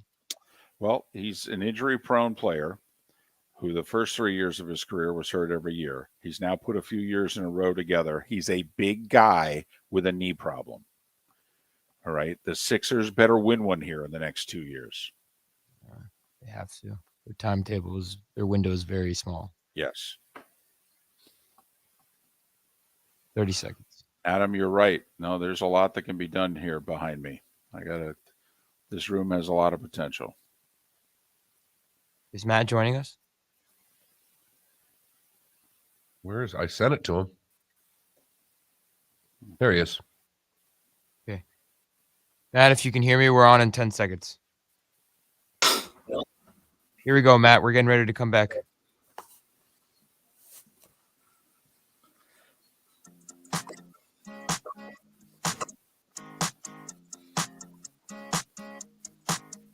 You're listening to Miller and Moulton, exclusively on the Florida Sports Network. 22 minutes before the hour. And on Thursdays, that means someone from Pro Football Network. And it's usually the guy with Pro Football Network. I think it's because he can't pawn this gig off on anybody else. Everybody's like, no, man, I don't want to do that Florida show. Matt, just because you said yes doesn't mean we have to. Matt Cannata, founder of Pro Football Network and College Football Network. How was the announcement received? Really, really well. It went off without a hitch, for sure. And we've already had a few. Actually, I got 6 people reaching out that day looking for a job. So that's always exciting to see, normal for the course. And we have a few college programs who saw the announcement who are pretty excited about it as well. Well, and we are, because we see what PFN is doing and expect the same thing with college football as well. Tua talked yesterday and talked about being out for an hour and not remembering things. And boy, we love transparency until we get it, because I'm sure that scares the hell out of most Dolphin fans. Yeah, it should, but also it's kind of normal, right? When those kind of things happen, where you have some memory loss when there's a concussion involved or any kind of traumatic injury, where you're not remembering, what happens right before, what happens right after, what happens during. I think the fact, though, like everybody knows this, But it's kind of like when you see a video of something, right? You hear about things, but then you see the video of it, and then it becomes that much more real, right? And so him speaking out about it definitely raises, not raises alarms, but kind of just puts more perspective into what actually happened that night in Cincinnati. Matt Cannata, Pro Football Network, ProFootballNetwork.com. You can follow Matt on Twitter, Cannata, 2 N's, 1 T, Cannata PFN, Cannata PFN. Follow Pro Football Network on Twitter at PFN365. Matt, level of concern for the Dolphins. Winners of 3 straight, Tua gets banged up, losers of 3 straight. Now, in theory, he's healthy. Home game against the Steelers. Right now at 3-3, your level of concern for the Dolphins on a scale of 1 to 10 is? Probably say a 7. Ooh. 7. And there's a big reason why. I think when you talk about NFL teams and the way they're built and the way they're successful, I think we've seen it with Tom Brady a ton. We've even seen it with Patrick Mahomes and Josh Allen. When your offensive line is not producing or protecting the right way, things are going to fall apart. And for the Dolphins, their offensive line is a major concern. Let's not sugarcoat it. They got Tua injured. They got Skylar Thompson injured. They got Teddy Bridgewater injured, right? Because of their inability to protect the QB. And while some can say, sure, Tua extended the play and so forth, it's not the first time that he's gotten hurt or banged up. He got banged up earlier in that Bills game, and whether that was concussion or a back injury, no one will ever know. But then Skylar gets hurt, right? Because the offensive line is pushed back. Teddy got hurt. While that wasn't really the offensive line's problem because it was an free runner to the QB, it still kind of plays into that whole perception and reality that their offensive line is a weak link. And in our latest offensive line rankings at ProFootballNetwork.com, we ranked the Dolphins in the 3rd tier out of 4 tiers. And so, they're one step from being toward the bottom, and just a lot of injuries. And Teron Armstead has missed a game already and, been in and out. And that was a major concern. Their big free agent signing and just kind of shuffling along the OL. It's just not great for a QB. And if they don't get that fixed, then I don't think they can really do anything much at all. Who, in your opinion, is the second best team in the NFC? We all know Philadelphia is the best team, and there's teams with good records, but who's the next best team right now in the NFC, Matt? Well, when you kind of take a look at it, right, you have the Eagles who are 6-0. The Giants, we're all doubting the Giants, but they keep winning, right? And they beat the Ravens this past weekend. I think the Vikings are 5-1, but I don't think they're a real 5-1. Although you are what your record says you are, right? But I don't have confidence they can sustain this and continue on, just like I don't have confidence that the Giants can sustain it. The Rams up and down. Seahawks have been surprising, but they're not the second best. 49ers started off hot. It's really a toss-up. And the Cowboys, I do think the Cowboys are well suited to have longer term sustained success than the Giants do. I think for that reason, I would have to go with the Cowboys. But the Giants, it's like that, little brother that just won't go away. Like, you just want to get rid of them, and he won't go away, and they keep coming back. And I'm really curious to see how the Giants sustain this throughout the season. Yeah, I'm curious to see if they can go to Jacksonville and get a W, quite frankly, because they need help to score more than 20 points a game. My guess is the Jacksonville defense will be pretty annoyed with the effort that they put in last week against Indianapolis. And, let's see if the Giants, now in the role of favorite, can actually win a game they're expected to win. They haven't had that too many times. I thought, getting back to the Dolphins for a second, I thought a positive that came out of the Vikings loss, though, was the defense looked like the defense. I mean, they forced 10 punts. They held the Vikings to what? Under 250 total yards. Mm-hmm. I mean, and we thought with a banged up secondary, and finally the first round pick from Auburn from 2020 actually showed up and played a game. I mean, Matt, if that defense is going to play the rest of the year, then my level of concern with the Dolphins is a little lower than yours. Yeah, and maybe we should start trying to figure out how to pronounce Noah Igbenogib. I can't even say it. Exactly. How about a second good game, and then we'll do it? Yeah, exactly. And then we'll start trying to figure it out. The defense was very impressive on Sunday. At one point, I believe in the second quarter, they were allowing the Vikings 1.3 average yards per play. And that's very impressive. They were spot on. And I would expect the same kind of performance on Sunday against the Steelers. Listen, we don't know if it's going to be Kenny Pickett, if we don't know if it's going to be Mitchell Trubisky. Either way, you have a QB, a journeyman QB in Trubisky. You have a rookie QB in Pickett. I see no reason why the Dolphins can't shut down this Steelers offense, who has struggled quite a bit this season. I'd be very surprised, actually, if the Dolphins lose this game with Tua coming back, with the defense coming off a very strong performance. You cannot pin any part of Sunday's game against the Vikings on the Miami Dolphins defense. I go back to that. I think it was the first quarter, one of the first drives where they had maybe 28 penalties on that one drive, and they were at the 5-yard line, then ended up at the 40, and then I think got sacked and put out a field goal range. But those are kind of the self-inflicting wounds that the offensive line and the offense as a whole for the Dolphins have done. But you're right. If the defense can play like this consistently week in and week out, and they're just waiting for Byron Jones to start practicing and get back, then I think that level of concern will probably go down from a 7 to a 5. You know, when I asked the NFC question, I was kind of feeding you down the road to see what you were going to say about the Tampa Bay Buccaneers, who have a touchdown problem and a first quarter problem right now. When you look at the Bucs, what do you see, Matt? They have a Tom Brady problem, first of all. We had our show last night, Football Insiders, with Trey Wingo, and he was talking about Tom Brady, and he said something interesting, that Tom Brady is playing like he's retired already, right? It's, and I was talking internally with some of our staff earlier this week, and it's like when you leave a job and you give your notice, it doesn't take long for you to check out. That's human nature, right? And so for some reason, whatever reason that was, Tom Brady came back. I don't think his heart is fully in it after seeing kind of the team that's around him. I think he kind of knows. I also think it's Todd Bowles. They're averaging one less per touchdown per game than they were last year with Bruce Arians as the head coach. Bowles was asked a question about Bruce Arians possibly calling plays and helping out, and Bowles shot that down pretty quickly, saying it was his team.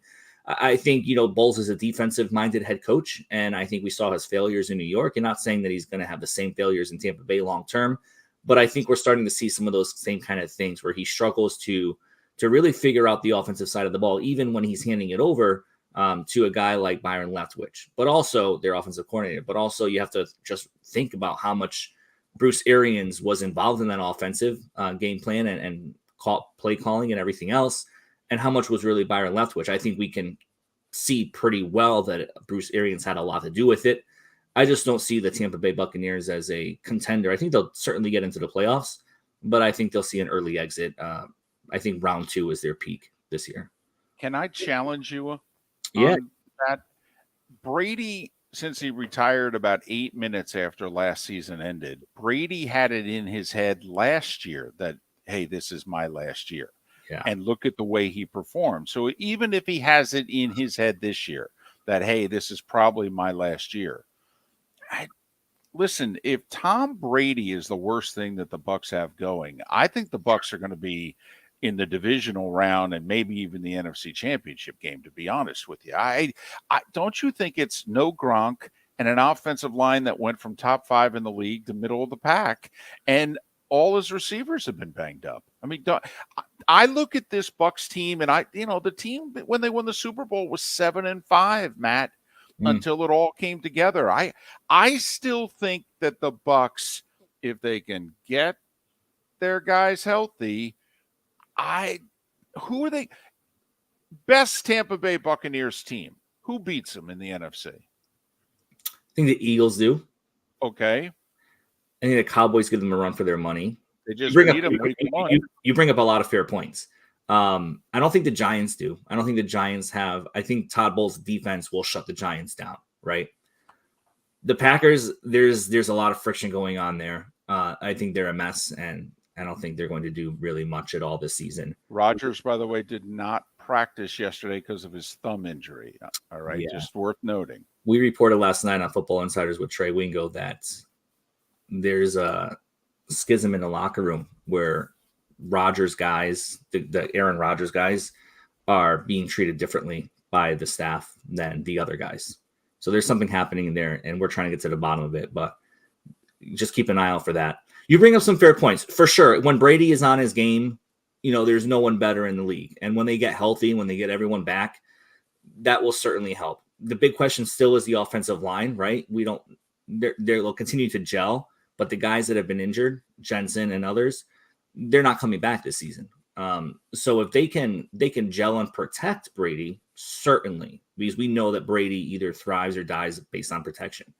If they can protect him, then he'll pick apart a defense. If they cannot gel and protect him, then I think it will have to be inspired by Bulls' defense, which is very, very good. And Brady will just have to manage the game in a way that gets them enough points to win the game. I know that sounds very John Madden-esque. Score more points and win the game. Why is scoring down in your estimation? I mean, scoring's down I mean, you mentioned the Bucs, but really the league's down about a touchdown this year. Why do you think scoring's down? Is it the offensive line problems? Is it quarterback play? What do you attribute? I mean, I think it's the offensive line play, because I love the fact that you're doing these weekly rankings of where current offensive lines are, because I think it's the biggest epidemic of injuries in the league, and I think it's something fans need to pay attention to. But why do you think scoring's down? Yeah, Arif Hassan did an article on this over on our site at Pro Football Network, and we're seeing a lot of defenses this year play a little bit differently, and I think that is contributing to some of it. I think also that the NFL, we all know that it is, built on parity and built on 500 level teams, where the NFL kind of encourages this. And, the points per game this season has, like you mentioned, gone quite a bit down. It doesn't quite look like the stock market, but it's gone down. And the touchdown rate has dropped from 4.5% to 4.3%. The interception rate has dropped a little bit from 2.4 to 2.3. And what we've been seeing is that the yards per carry is up, but expected points per carry are down. And so it's a lot of things happening. And like I said, the defensive scheme with too high coverage is that, they're playing it more often, and they're forcing QBs to throw shorter more often. And what Arif had found through his research was that's probably the hypothetical thing, is that's probably one of the biggest factors in the decrease in league-wide scoring. And they're keeping, two safeties back. They're allowing the QB to survey the field. They're not getting the deep passes really much anymore. And they're forcing the QB to take the check down, which is, of course, resulting in a lower depth of completion and lower yardage per attempt. And, while they have makeup yardage later that kind of puts it in line with other years, it doesn't really advance the ball in any kind of meaningful way. So keep an eye on that, because that's what we kind of found through our research a few weeks ago. And we'll have to see if that kind of changes as we continue on in the season. Matt, 10 seconds. Is Kingsbury in trouble? When Kyler Murray comes out and basically says, this is too hard, this shouldn't be this hard, he's calling out his coach. Is Kingsbury in trouble? Yeah, he's in trouble. He's in trouble. I'd be surprised if he's the head coach of the Cardinals next year. Matt Cannata, ProFootballNetwork.com.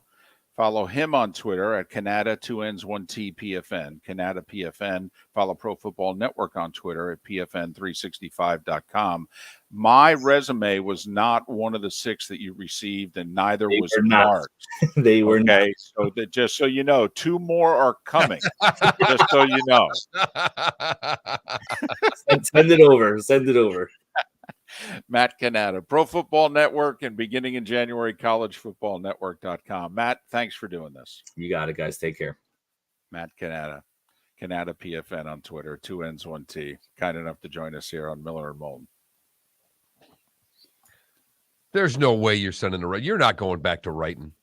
You thought about it for a half a minute and said, there's no way. I'm taking the under on you writing ever again. That's all there is to it.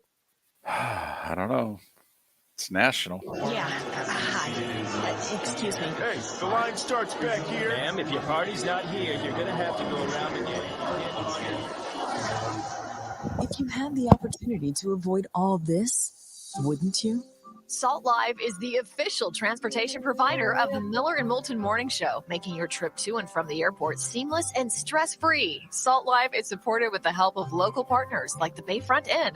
Gather your family and friends and enjoy a leisurely day on the water with a pontoon or deck boat. If you prefer to explore the waterways without a motor, the Bayfront has canoes, standboards, and kayaks. At the end of your journey, enjoy lunch or dinner at the Bamboo Tropical Bar and Grill. The Bayfront Inn, something for everyone on 5th Avenue in downtown Naples. BayfrontInNaples.com. When you need a ride, book with Salt Live Transportation, 308-8686, or book on saltlivetransportation.com. David Moulton for Napa, Napa Auto Parts, and Napa Filters. Insist on Napa filters for your vehicles, or if you're a do-it-yourselfer, only buy Napa filters. Napa has a filter for almost anything on earth that moves, whether it's motorcycles, foreign and domestic cars, vans, SUVs, earth-moving equipment. You get the idea. Napa Auto Parts, Napa filters. Insist on them for your vehicles, or if you're a do-it-yourselfer, only buy Napa filters. Don't miss the Miami Dolphins watch party every Sunday at the Seaside Bar and Grill in Bonita Springs. Presented by Clutch Vodka. The Seaside will be serving Clutch Vodka drinks, including the awesome Bloody Mary bar at the Seaside. If you can't be at Hard Rock Stadium, come have fun at the best place in town to watch the Dolphins and enjoy the best, clean, crisp, smoothest vodka. That's Clutch with a K. Miami Dolphins parties every week at the Seaside Bar and Grill on Old 41 in Bonita Springs. Powered by Clutch Vodka. Miller and Moulton here for the Clutch Vodka Play of the Day. Mark, remember Nick Charles, Fred Hickman, the CNN Play of the Day? Yeah, CNN did a nightly sports show. That was a while ago. Yes, it was. Just work with me. Everyone liked the pod, the Play of the Day. So how about we have the Clutch Vodka Play of the Day? Sounds good. Fun. Smooth. Like Clutch Vodka. Listen weekday mornings for the Clutch Vodka Play of the Day. That's Clutch with a K.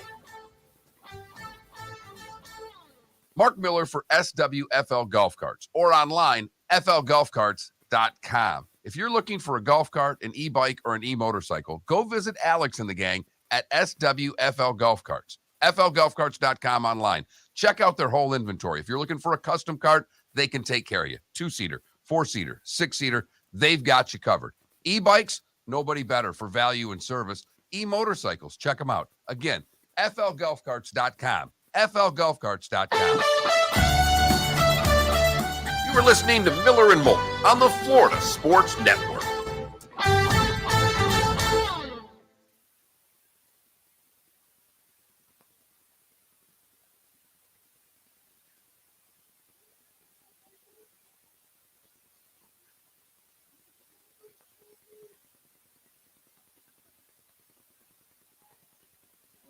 I've known that for years.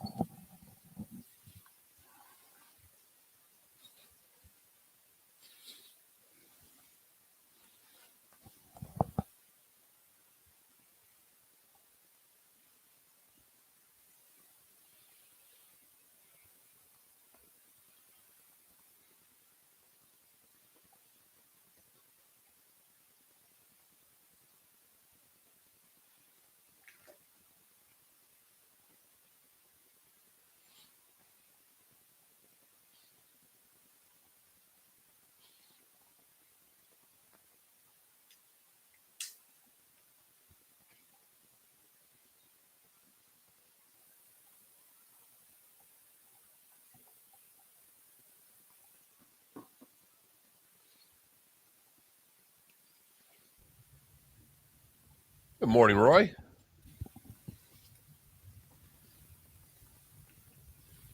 Good morning.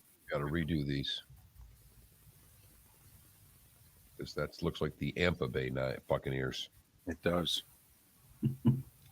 Can you hear us? Morning, guys. Good morning. How we doing? Doing great. Good. How about yourself? Can't complain. So what is that chair?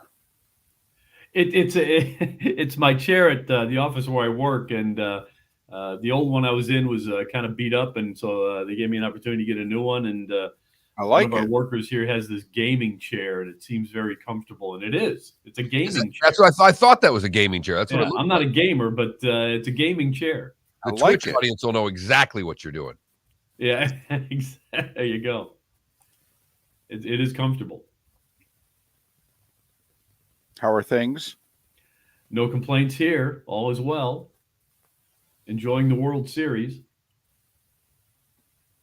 Or not the World Series. I'll be all right. The playoffs.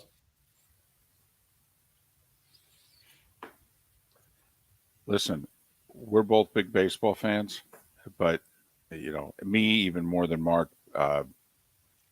that Padres Phillies game. I mean, that was slow yesterday. Slow. Yeah. Yeah. I mean, you watch a lot of Rays baseball, and they're slow, but the Padres and Phillies took it to a whole new level yesterday. Yeah. Yeah, they did. Yeah, for sure. Took them 3 hours to play 6 innings. Yeah. Yesterday.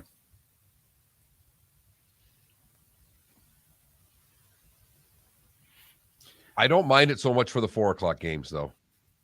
It doesn't. Yeah, I'm with you there. It doesn't bother me when it's the middle of the day. It just doesn't have the same effect as when a game's starting at 7:30 at night and all of a sudden it's 10:30 and you're like, right. 30 seconds. Ooh, we're in the 6th, huh? Okay.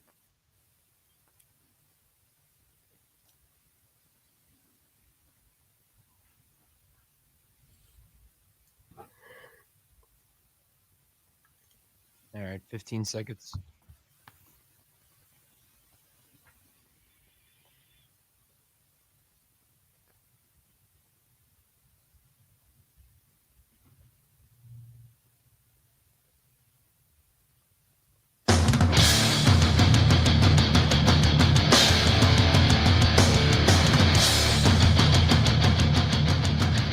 You are listening to Miller and Moulton, exclusively on the Florida Sports Network. And now, here's Mark Miller and David Moulton. And just like that, it's the 8 o'clock hour on a Thursday. Miller and Moulton with Florida Sports Network, floridasportsnetwork.com. And that means Roy Cummings, pewterpirates.com, Bay News 9, covering the Tampa Bay Bucks. He's kind enough to join us. You can follow Roy on Twitter, rcummingsfhcn, rcummingsfhcn. How are you? I'm good, guys. How's everything where you are?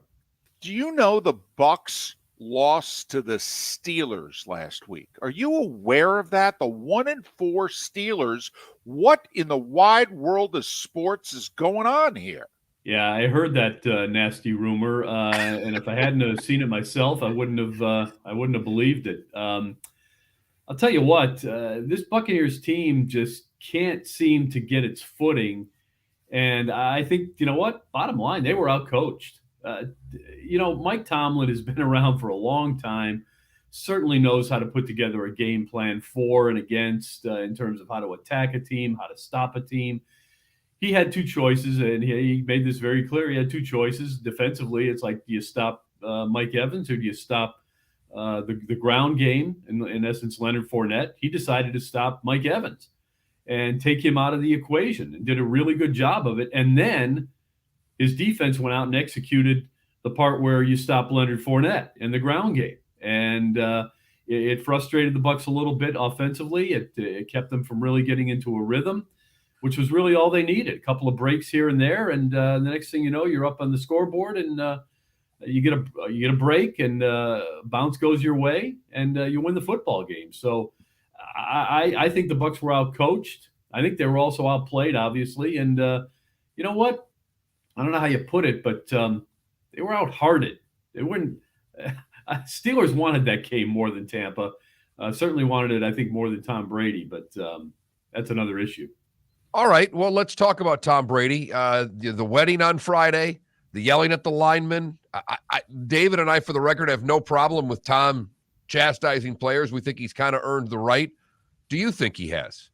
Oh, absolutely. And in almost every circumstance, except maybe this one.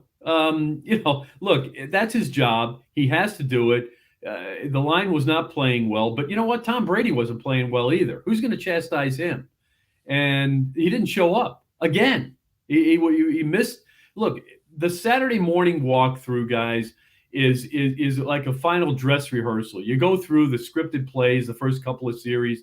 You go through the in essence the playbook for the game, and you make sure you've got everything down. And it's important. And there's some meetings in the afternoon, and then on Saturday night there's more meetings. If you miss any of that, you're probably just not quite prepared. I don't care how long he's been around. And you know what I think's creeping in, guys? I think something is creeping into this football team where they see their leader, who 3 years ago, they were all behind this guy. Everybody is. They're right behind him. They're following his every step. And if he steps off the path to winning, if he goes away for 11 days in training camp, if he goes away for a day during the day before a game to go to a wedding, other guys see that and they say, well, okay, what am I supposed to do? Yeah, you go out and you play as hard, but something inside you says, hey, if this guy's not giving it 100%, why am I giving it 100%? You might see guys take a couple of plays off as a result of that, and it can happen because, as you saw, certain plays break down, and I think Tom Brady's absences have had an effect on this team, and it's not a good one. Roy Cummings, PewterPirates.com, Bay News 9, covering the Bucs. He joins us once again here on Miller and Moulton. They have a red zone problem, even when they've won. Like you go back week 1 against Dallas, they kicked a lot of field goals. 3 of the 4 field goals this past week, they were in the red zone, unable to convert. How much of this is no Gronk? Because, I mean, that seems to be the easy, obvious answer. But how much of this is they got to go get somebody who could be his Gronk? Yeah, sometimes the easiest, most obvious answer is the right answer. And I think in this case, it's no Gronk. It was no Mike Evans for a game. It's no Chris Godwin. It's no Julio Jones. It's a lack of weapons, guys. The Bucs have become a little bit predictable. You know where the ball's going almost all the time. You know it's going to go to Mike Evans. You know it's going to go to Leonard Fournette. If Rachaad White is in, it's going to go to him. I think they've got to make better use of some of the outside weapons, some of the lesser-known weapons. They've got to make better use of Scotty Miller as they did in one game. You got to start distributing the ball a little bit more. I think that's really imperative right now, especially in the red zone, because everybody's closing in and keying on Evans, and it was Cameron Brate at one point, but now Cameron Brate's out. So you've got to develop some kind of trust in those other guys, and that starts with being at practice on Wednesdays, which, by the way, it was news here in Tampa yesterday, guys, that Tom Brady went to practice on Wednesday. That's news. That shouldn't be news. That should be accepted. That should be a foregone conclusion. But it was news that Tom Brady was at practice. So going back a little bit on our previous question, that's where that situation is with Tom Brady. And I think the fact that he's there is good because he needs to take that time to develop some kind of a rapport with some of the other receivers, because if they don't, they're going to continue to have trouble in the red zone. You know, Roy, I hear what you're saying about other receivers. At the same time, Evans was targeted 4 times on Sunday. He caught all 4 balls. At some point, don't you have to force feed your best player, even if the coverage is there? When he's 4 for 4 catching balls and you're in the red zone, at some point, don't you have to try to get the ball to your best player? Well, one of the advantages of having a Mike Evans is if 2 or 3 guys are going to go to him, it should open something else up. And the problem, I think, is that maybe Tom Brady doesn't quite have the same trust in those other players right now that he has in Evans. And so, yeah, I see your point. Sometimes you do, but you don't want to force it, especially in a tight game. You can force it if you're up a score, 10 points. But if you're down on the scoreboard, you don't want to force it, because if you force it and you pay the price, well, now all of a sudden, instead of being down by 2 points as they were at one point last week, now you could be down by 9. Now it's 2 scores. Now you really have to start forcing things. You don't want to do that. So it makes sense in some cases, but not sense in others. I was trying to look up there while you guys were talking how much salary cap room the Bucs actually have. Because, Roy, you know me. I think they need to go make a deal, maybe even a couple of deals. Well, interestingly enough, they're playing the Carolina Panthers this week, in which it is possible that franchise is going to have a bit of a fire sale here. Everybody's talking about McCaffrey, but there are other parts to that team that have value that are also going to be available. But, I mean, if you're the Bucs, Roy, let's just say you can work it out salary cap-wise with McCaffrey, which I think for the rest of this year you can. It would be a burden next year, but then again, Brady's probably coming off the books. But you can probably fit McCaffrey in this year. Think about McCaffrey on this team, lining up as the slot receiver, being the 1A to Fournette, running the ball. I mean, if we're all in, Roy, this year, Brady's final year, do you go get a Christian McCaffrey? Well, I think what you said about him lining up as a slot receiver is intriguing. And I think if the Bucs look at him as something other than a running back or something as an option behind the running game, then it makes sense. But Bruce Arians, who still has a lot of say in this organization, and Jason Light is like this too, they don't like to spend premium dollars or premium picks on running backs because they believe that that position is going to net you something solid no matter where it is, as long as the line plays at a high level. And I think they've already paid a high price for Fournette. They've paid a premium price and a draft pick for Rachaad White. I think as a running back, the team will look at it and say, it's something we don't need. We can't afford it. But if you look at him as a slot receiver option and just say, okay, he's just going to be, an H-back type thing, well, then it looks a little bit different because you don't have a tight end. If you've got it in your playbook somehow to work in an H-back type, and you think he's willing to do that or capable of that, yeah, then it makes a lot of sense. But I'm with you because I agree that they've got some money under the cap. I think they've got to make a move or two somewhere, possibly at tight end, especially with Cameron Brate struggling now. And I think they've got to make a move somewhere. I mean, we talked about wide receiver. I still think that's an area where you've got to add, and I think tight end is a place you've got to add. OBJ still out there. I mean, yeah, you've got to at least, to me, you at least have to bring him in and kick the tires there and see if you can make that work.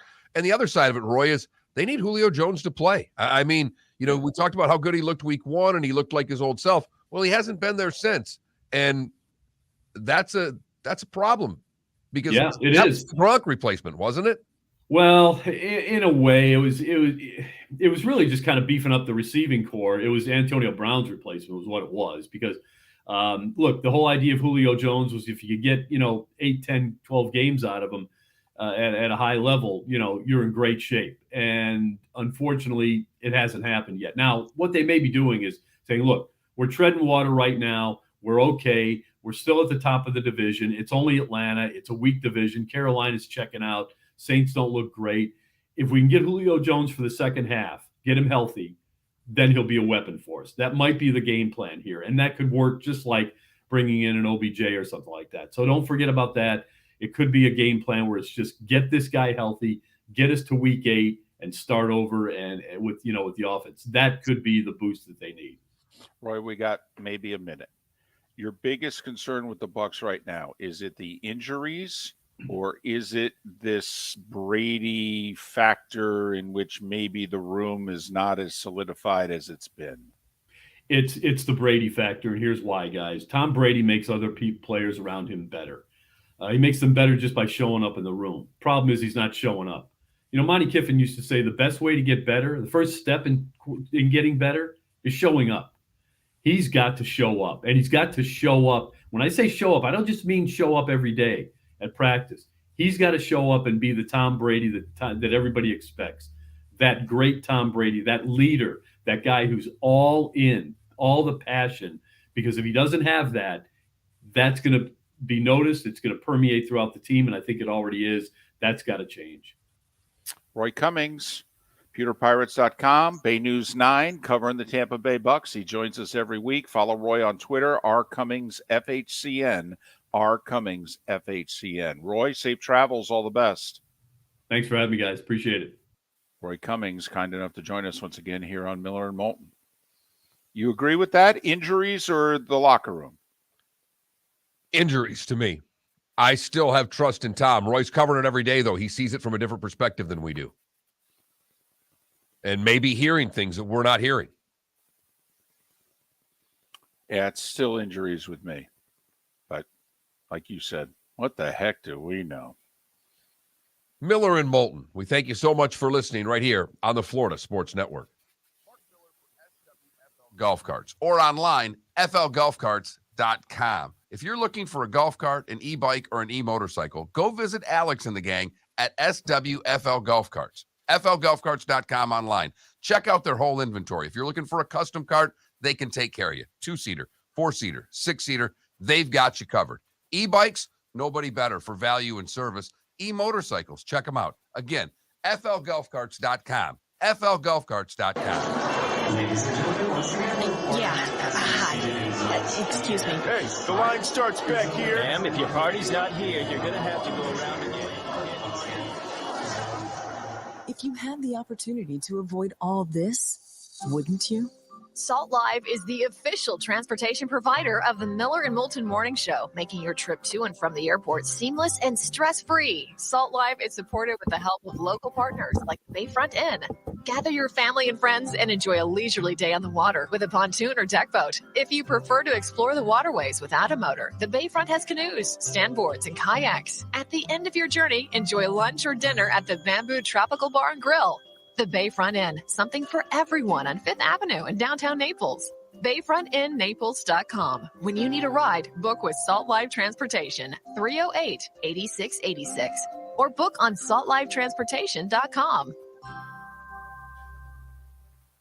David Moulton for Napa, Napa Auto Parts, and Napa Filters. Insist on Napa filters for your vehicles, or if you're a do-it-yourselfer, only buy Napa filters. Napa has a filter for almost anything on earth that moves, whether it's motorcycles, foreign and domestic cars, vans, SUVs, earth-moving equipment. You get the idea. Napa Auto Parts, Napa filters. Insist on them for your vehicles, or if you're a do-it-yourselfer, only buy Napa filters.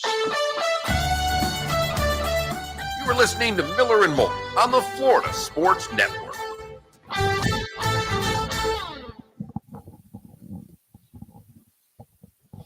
Well, Samson for sure. Yinzer. Samson for sure. Hey, David, the NCAA is going to send additional NIL rules guidance to schools next week. Oh, that's really good. Yeah, I mean, it's been around now for about 16 months. Right. So they just the new guidance does not change the rules. It just aims to clarify and contextualize the existing rules.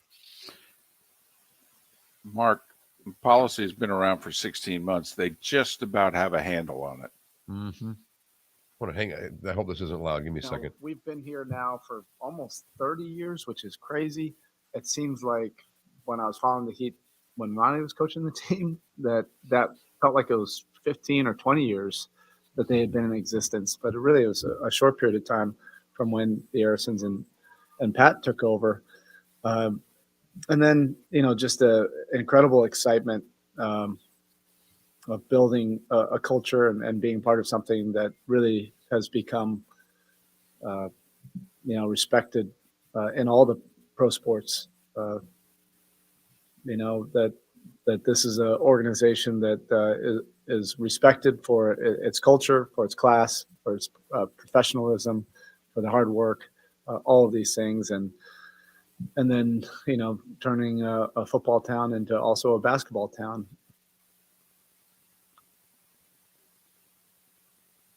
Spolstra? Yeah. Explains Philly in 58 seconds right there. When you've never watched either football team win, and you've watched your basketball team win 3 championships.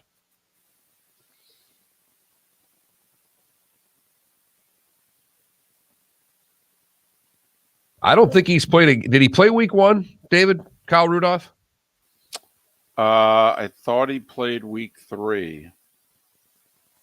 Okay, he's played 1 game, right? I thought.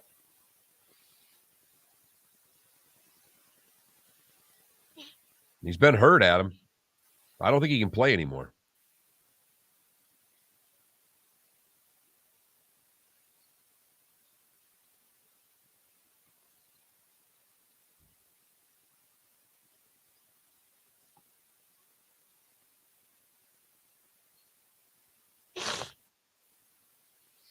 He caught a pass against Green Bay.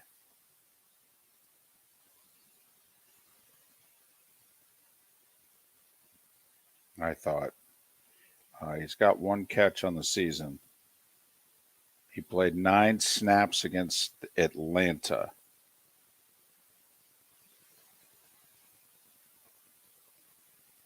Yeah, he's played in 2 games. He's got 1 catch for 12 yards. I think he played Green Bay and Atlanta back-to-back. Or no, they weren't back-to-back, right? But it was Green Bay, then it was Kansas City, then it was Atlanta. Yeah.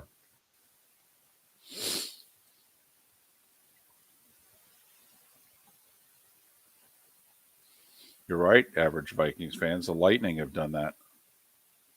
in Tampa.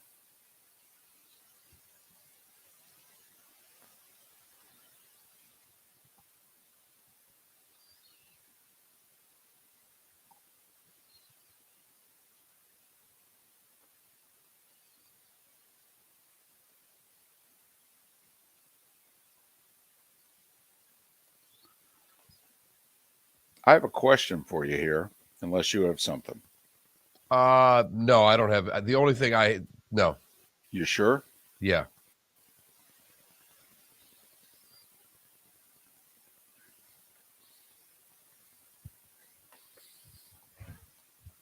The storm on Pine Ridge, I may talk about this in the short segment in the 9. Okay. There's a billboard on Pine Island Road that is showing a 1996 Dodge Caravan. That's how many sheets were blown off the billboard. Wow. That's That's amazing. Right? That's awesome. Wow. Right? I think I'll save that for an hour in the local hour because people don't know, Cape Coral. It doesn't mean a whole hell of a lot to them. 10 seconds. That's all I really had.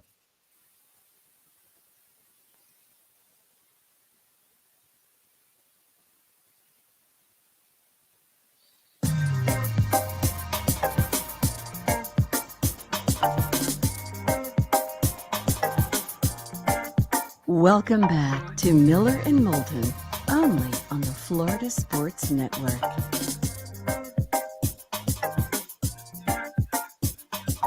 "21 past the hour. Miller and Moulton, Florida Sports Network, floridasportsnetwork.com.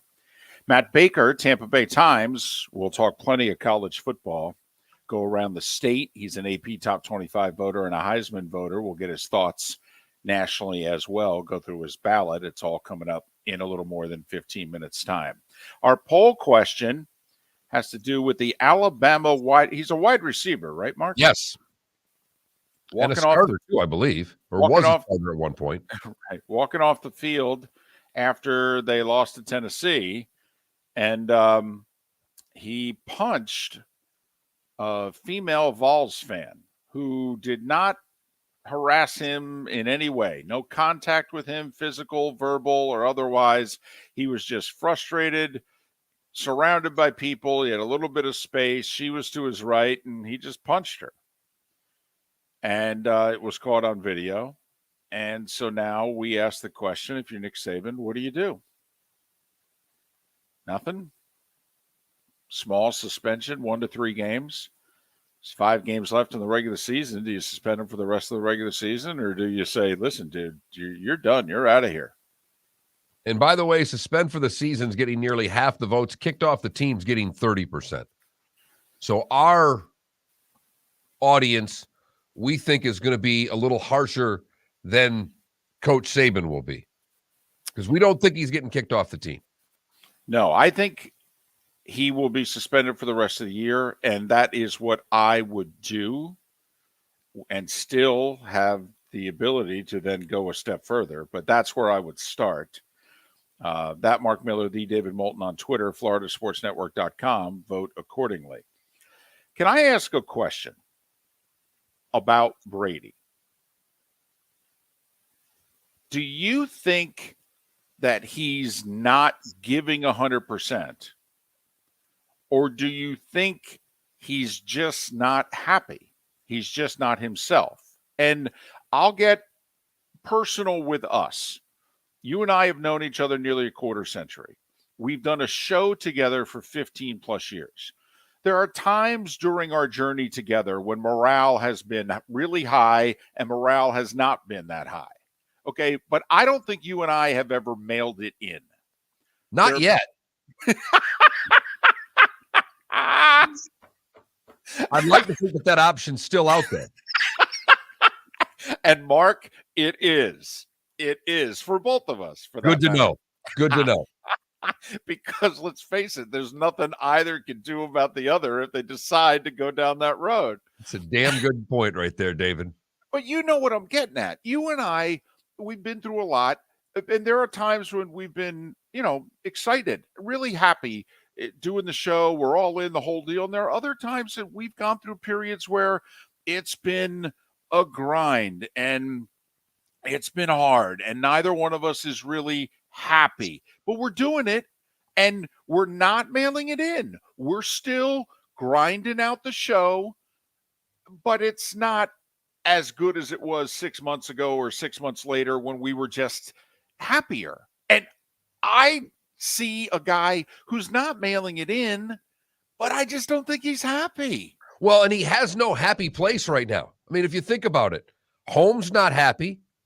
He's going through a divorce or potentially a divorce, no matter how you slice it. David and I have both been there. It doesn't, there's a point in which when it's over that you go, oh, yeah, but it ain't now. Better. But it's not right now. Not when the lawyers are involved. There's nothing good about that. So his home life is not fun. It's not a release. It's not enjoyable.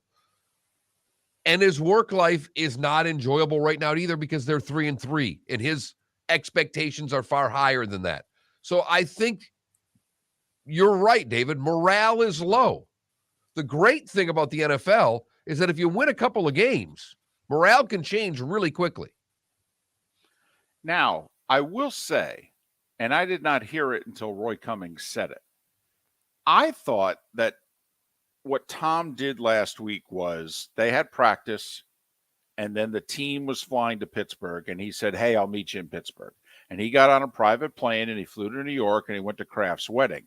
Now, I assumed that he then got on the private plane and flew to Pittsburgh, and he was there for the walkthrough. Roy made it sound as if he missed the walkthrough. Now, I will say, and I defend Brady a lot, yeah, dude, you can't miss work. Now, and to me, a Wednesday practice, and by the way, I believe he's only missed one Wednesday practice. But there are a lot of players who do not practice all 3 days, Wednesday, Thursday, Friday, for various reasons. They're old, they've got ailments and what have you. So they pick 2 of the 3 that they're going to practice. So to believe it or not, to me, Mark, missing a Wednesday practice is not nearly as big a deal as actually if he didn't show up Saturday for the walkthrough. That would bother the hell out of me if I was Bowles. Because, dude, it's New York to Pittsburgh. It's an hour or so flight, and you got a private plane. You could party till midnight, 1 a.m, and get your butt here.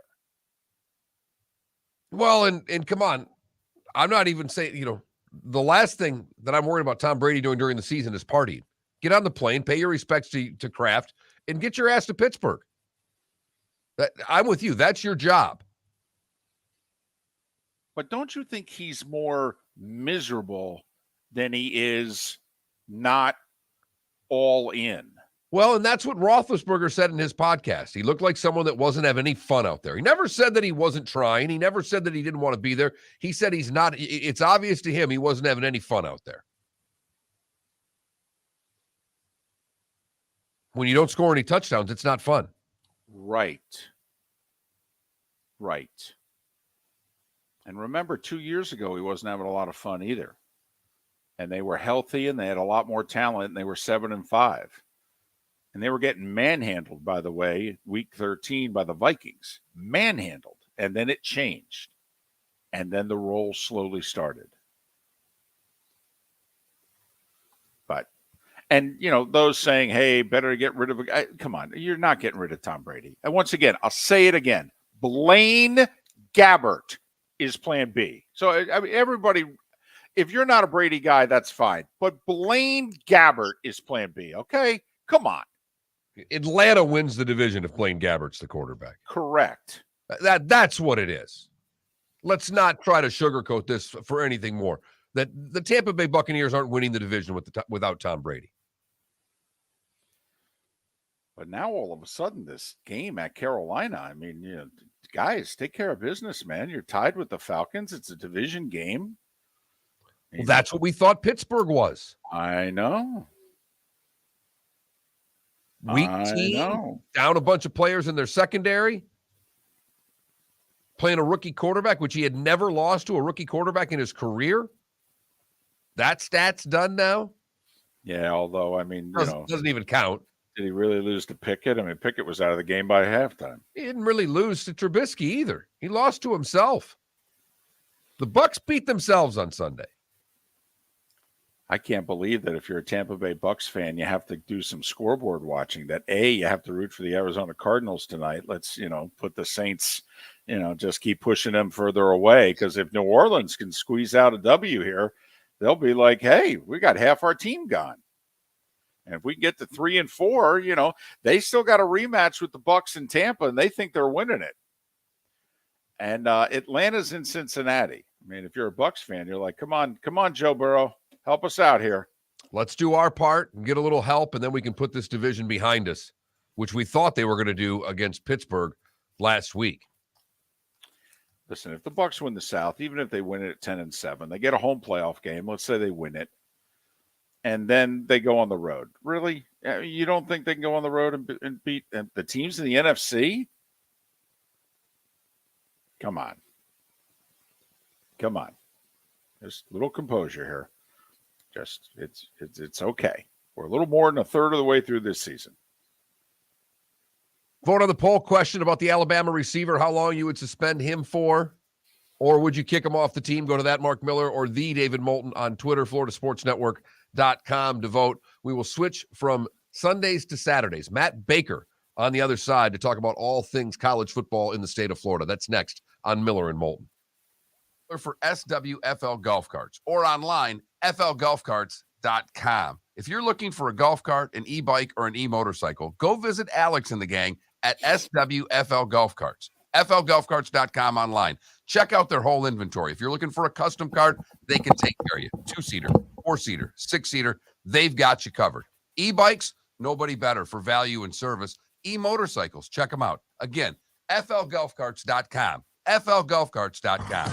Don't miss the Miami Dolphins watch party every Sunday at the Seaside Bar and Grill in Bonita Springs, presented by Clutch Vodka. The Seaside will be serving Clutch Vodka drinks, including the awesome Bloody Mary bar at the Seaside. If you can't be at Hard Rock Stadium, come have fun at the best place in town to watch the Dolphins and enjoy the best, clean, crisp, smoothest vodka. That's Clutch with a K. Miami Dolphins parties every week at the Seaside Bar and Grill on Old 41 in Bonita Springs, powered by Clutch Vodka. Ladies and gentlemen, hi.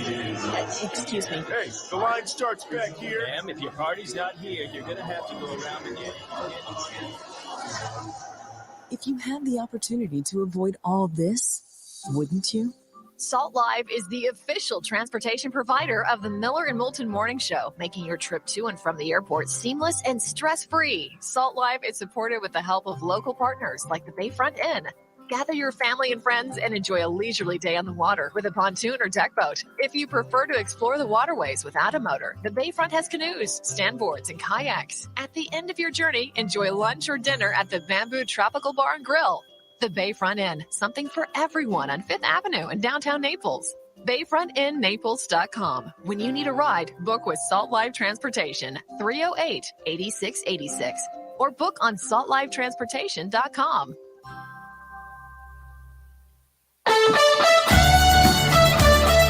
You are listening to Miller and Moulton on the Florida Sports Network.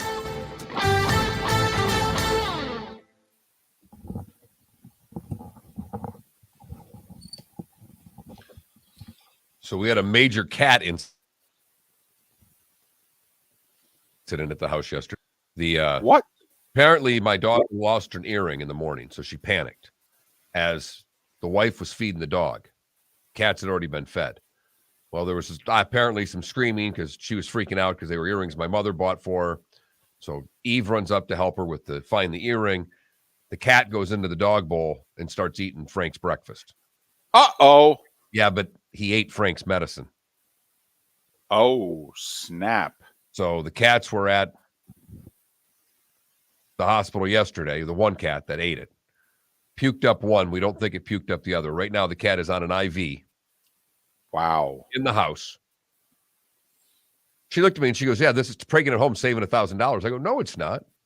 Not saving a dime because it's cat. That never goes over well.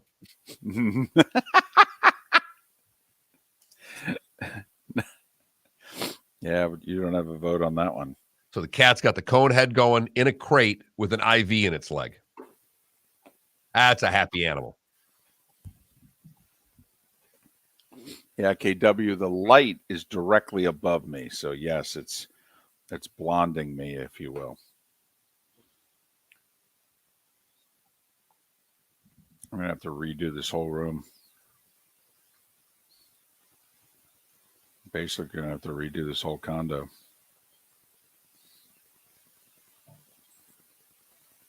That'll be fun. Oh, it'll be cheap. You're right. It's very affordable, especially these days. Kids' Thanksgiving flight got canceled yesterday. Oh, really? I think Allegiant's done flying to Raleigh out of Punta Gorda. Do that. They're not. They dumped their Raleigh flights too. I know exactly the airline you're talking about. Oh my God. There's no Raleigh flights. None. Unless they all sold out in a day, but there's no Raleigh flights on that airline. Because that was, remember, that's why I emailed you. I know. That starts with a V, whatever it is. Yeah, a Velo or something Velo, like that. it's with an A, a Velo, yeah. Damn, because they even had advertisements. I know. At the airport, right? I do hops. Guys, I'm home 2 days a week, okay? This is my second week in Jacksonville. Just give me a chance here. It's not their job. Their job's to give you a hard time. Yeah, that's great. That's just what I need.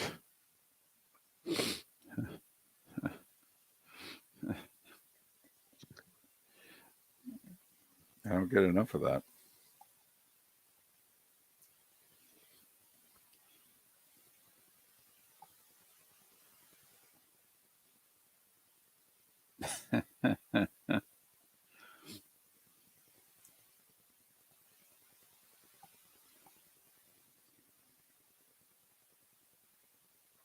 Did you get that email, by the way, that we got? Uh-huh.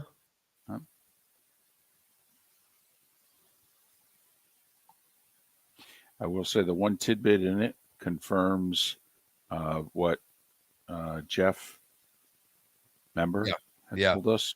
So that's good. Nope, no roto this week. His father passed away, all risk, so he's not doing the show. Yeah.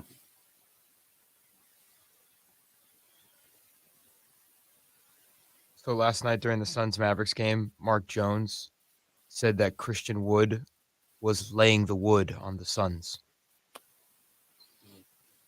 Well, announcers have had an interesting week or so. Yeah. What was the one on Sunday that was good? Yeah, Collinsworth with Landon Dickerson and down the throat. Yeah. Right. Mm-hmm. Was it? It was Aikman who had a good one in the Dolphins game last year. I think. Oh, we had a lot of fun in that Dolphins game last year. That was the one with the big guard. Robert Hunt. Yeah, that was fun. Yeah, that was a fun game. And Tua played and won.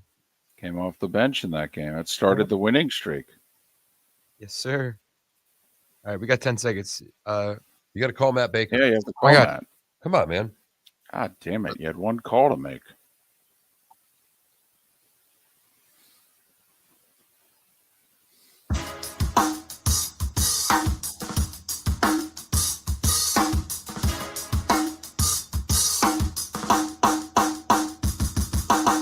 Welcome back to Miller and Moulton, only on the Florida Sports Network.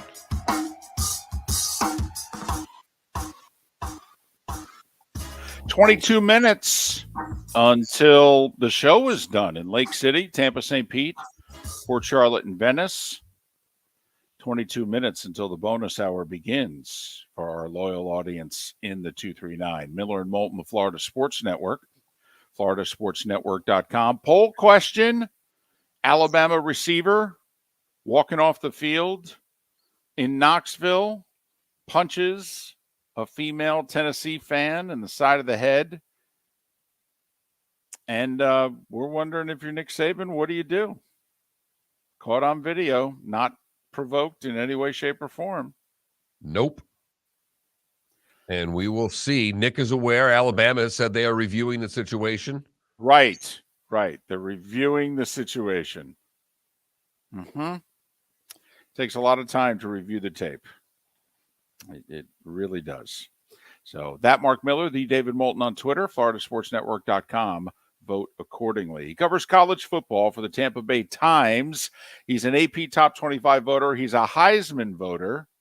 He's Matt Baker, Follow him on Twitter, MBakerTBTimes, MBakerTBTimes. Matt, it's David and Mark once again. Thanks for joining us. How you been? I'm hanging in there. I appreciate you guys having me on. Well, always enjoy it, Matt. Absolutely. Just curious with, we got to spend some time. David and I are people, and we understand why polls are out. We get it. This would probably have been the week that, in our perfect world, this is about the time the first poll should come out because we've had a good sample size. We can see what happened. Curious how you voted this week, Matt, because I think you could make a case for 5 different teams being number 1 in the country right now. Yeah, I put Tennessee at number 1. Early in the season, really in the preseason, my thought is if Team X played Team Y tomorrow at Gaither High School down the street from me, who would win?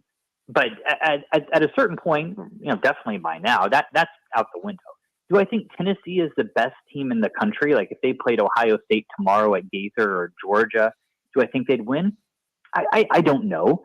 But when you look at the overall body of work, I think Tennessee's got the most impressive stuff. I mean, I still don't understand the Pitt game where, Pitt's quarterback got hurt and that was still way closer than it should have been. I still don't get that. But you look at how they dominated Florida. Yeah, I know what the final score was. I was there. But they dominated Florida by and large. The way they beat Alabama and then some of the other ones blowing out just about everybody else. They're what they've done with who they've played is more impressive than Ohio State. It's certainly more impressive than Georgia. Clemson's had some close wins over Wake and NC State and Florida State. And Michigan still, to me, is a little bit untested because their schedule has been a little bit soft. So to me, I've got Tennessee at number 1. I was surprised. I think only 14 other voters put the Vols at 1 this week, and I expected it to be more than that. Yeah, almost as many as had Ohio State number 1. I believe it was 17 AP voters had the Buckeyes 1 and 15 had Tennessee 1. Just curious, 2 through 5, how'd you vote? Ohio State's 2. They've just dominated everybody. The only remotely close game was Notre Dame, and I think that was still a 2-score game. Georgia at 3. They've looked a little bit shaky at times, Mizzou in particular, but they're still really, really good. I still think they're going to be in the playoff. Got Clemson at 4, which I feel better about that after watching them in person in Tallahassee on Saturday. And Michigan at 5. Again, they've done quite well. It's extremely impressive, but the schedule's been soft, and the best team they've played is Penn State, who I think is fine, but not great. So, Michigan's schedule will heat up here pretty soon, and we'll get a better read on just how good the Wolverines are. Yeah, Maryland's actually played Michigan tougher than anybody else so far this year, and we don't know what to make of that Michigan schedule. But you're right. They will get it going pretty quickly. I know Florida has a bye week this week. Florida lost to LSU. Just overall in that game, how injured are they? How important is this week off? Because obviously we know what looms on the other side. Yeah, this is. Everybody says the bye week comes at a good time, but I do think the bye week, that this week off, comes at a good time for the Gators. They are banged up. Osiris Torrance, one of probably the best certainly the best offensive guard in the country, maybe the best offensive lineman in the country. Missed the LSU game, practiced the other day. So to get him back for Georgia is going to be huge if they're going to have a chance at it. And they just got stuff to fix, just to be blunt. The offense is fine, but it's not clicking. Anthony Richardson is very up and down, and they need to figure out what he is doing best and what he's most comfortable with and keep doing more of that. And the defense is awful on third down. I've got a story on TampaBay.com. Honestly, calling it awful is polite. I spent some time trying to find if the Gators have ever had a third down defense this bad. I think they're giving up almost 53% conversion rate on third down. I could not find one, but then again, the stats I found could only go back to 1981. So, there's so much worse. It's 11 percentage points worse than any Florida defense that I could find. And it's just abysmal. It's not one thing. It's a bunch of different things. It's missed tackles here. It's bad scheme here. It's nobody being within 5 yards of this guy on 3rd and 18. It's, the other team getting pushed around a little bit up front on 3rd and short. It's a bunch of different things that are factoring into a historically bad third down defense that has to get fixed if Florida's going to make a bowl, let alone having a chance of knocking off Georgia. Matt Baker, Tampa Bay Times, kind enough to join us. Matt, a follow-up question with that. Gator fans are trying to figure out, is it scheme or is it personnel? And obviously the easy answer is both. I think it's more personnel than scheme, and I could be dead wrong here, but I think Napier is taking the players he inherited and plugging them into his scheme that he wants to play and seeing who makes it, who doesn't, and he'll move on from those that doesn't. And we got a lot of new players coming in the next 8 months. Right now, do you think it's more personnel, or do you think that his, rookie defensive coordinator, so to speak, is just not doing a good job? Well, I think more of it is scheme, honestly, because look, Florida does not have a great defense in terms of talent. This is not Georgia last year. This is not vintage Alabama. It's not. But it's not like they got a bunch of schmucks back there. They've got some 5 stars on defense or high 4 stars that either aren't playing up to their potential or aren't seeing the field enough in general. They've got blue chip guys, and I go back to the USF game in particular. That's a game where Florida should have just mopped the floor of them, and they didn't, particularly on defense. And a lot of that to me was, there is talent that they're not using effectively. So the question is why. And I think you're right. They're kind of, this is our scheme, we're going to make it work. And you can do that in year one, or if you're under the assumption we've got some time to build this and do it our way, and we're not, we don't have to win immediately or we're going to get fired, because the old way of this is the guys we got, we'll use them the best we can. That doesn't seem to be quite what they're doing here. And it's an interesting idea, and it's one that you can do if you're patient and if the fan base is patient. And this fan base is not patient.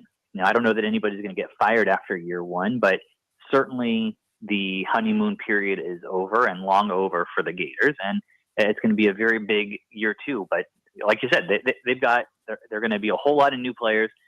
They're recruiting at a pretty darn good level, particularly on defense and in the secondary. So the defense that we see in 23 will be much different than the one we see in 22. What do you make of UCF? What's it going to take for them to crack your top 25, Matt? They're close. North Carolina and UCF were the kind of the next two out on my rankings. Maybe there's somebody else I would have looked at as well, but UCF kicked the crap out of Temple, but Temple was god awful. I mean, anytime you score 70 on somebody, that's impressive. But I just need to see a little bit more. And who's UCF have this week? East Carolina. East Carolina, yeah. It's at East Carolina, so that's it's a tough place to play. So if they win and look impressive there, obviously for them to move in, somebody has to move out. So we'll kind of see how that shakes out. But UCF is definitely on my radar for sure. Matt Baker, Tampa Bay Times. You can follow him on Twitter, MBakerTBTimes, MBakerTBTimes. You and a colleague did a combo story, I don't know if it was today or yesterday, TampaBay.com, in which you took up the case about South Florida and whether or not Coach Scott should come back.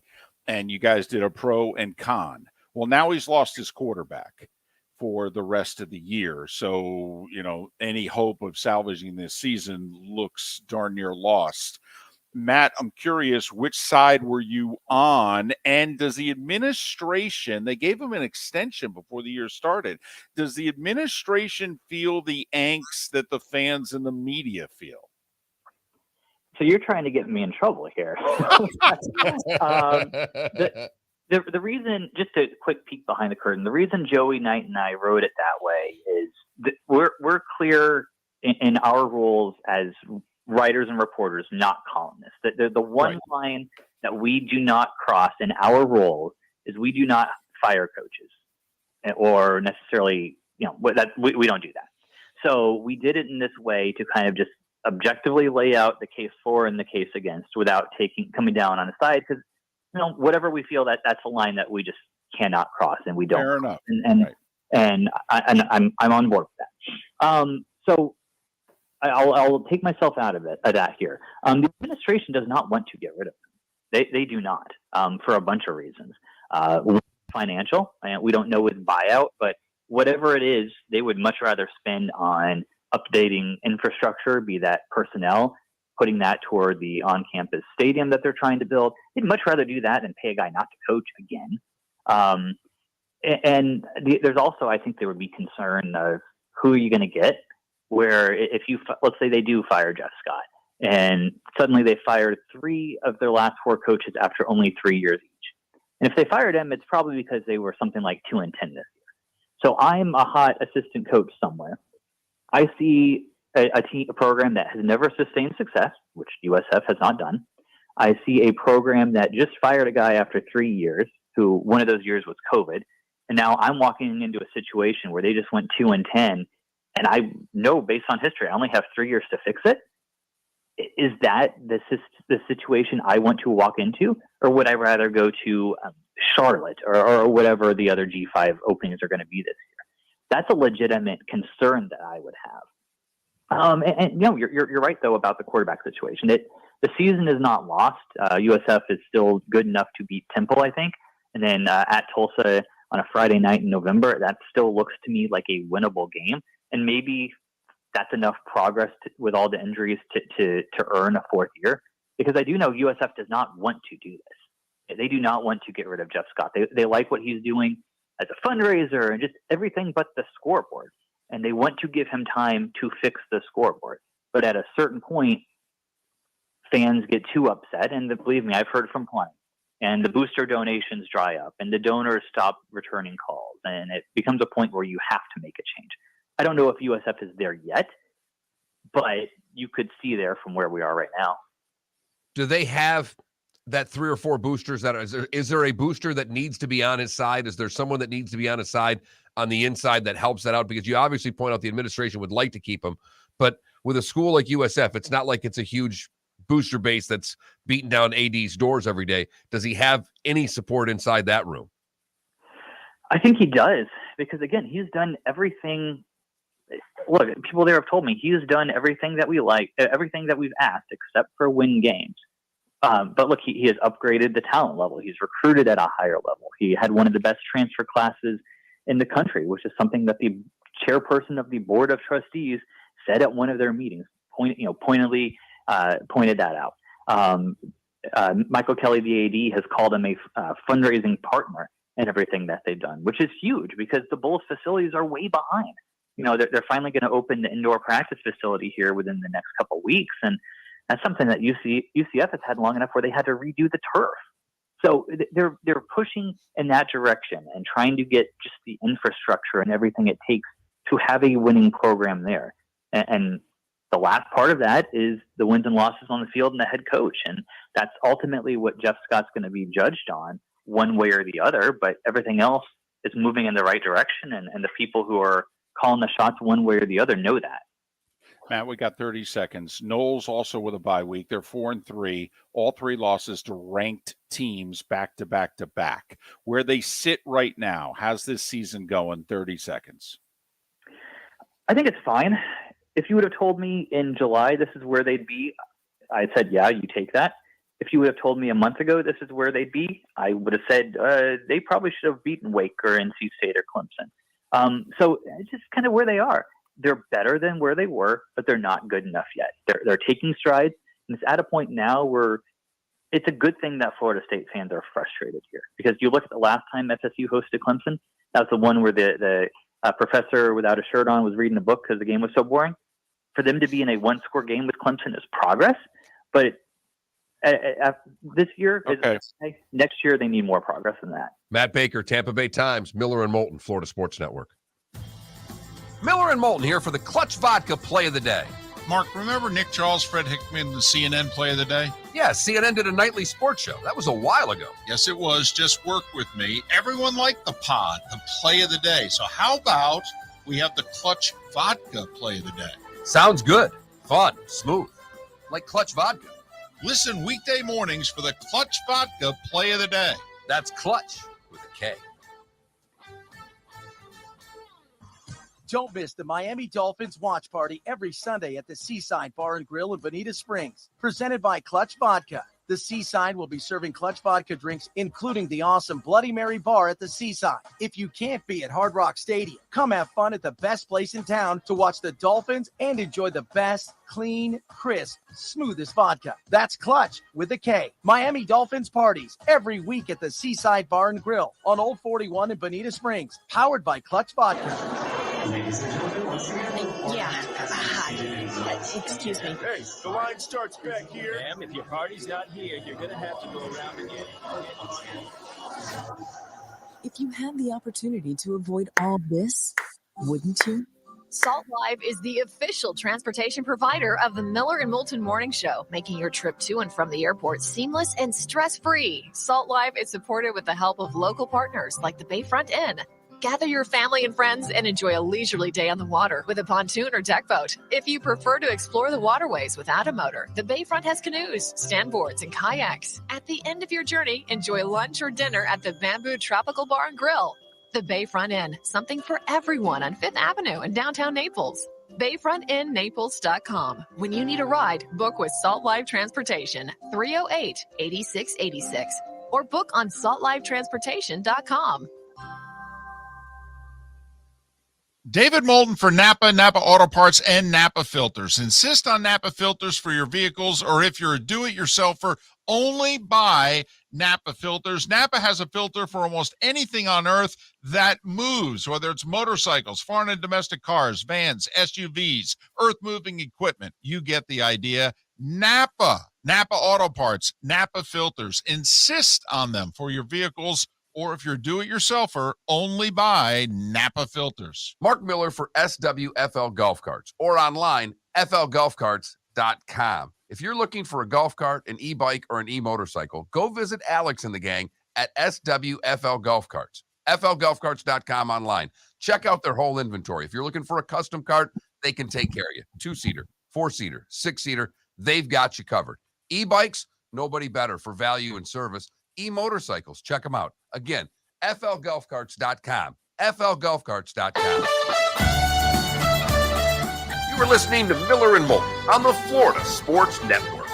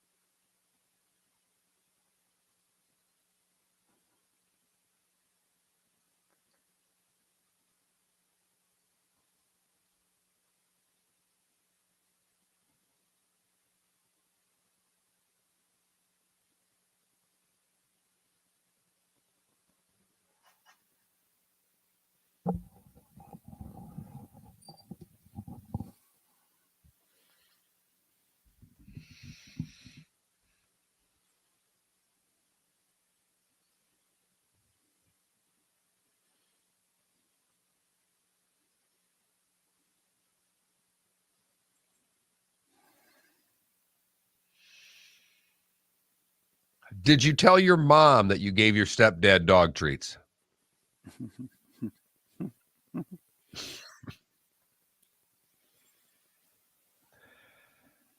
Ah.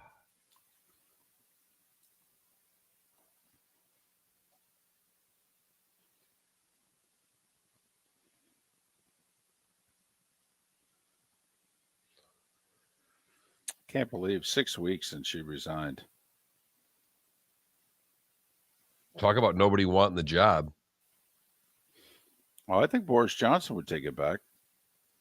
But my guess is they're going to vote. I guess they voted her in over some other guy.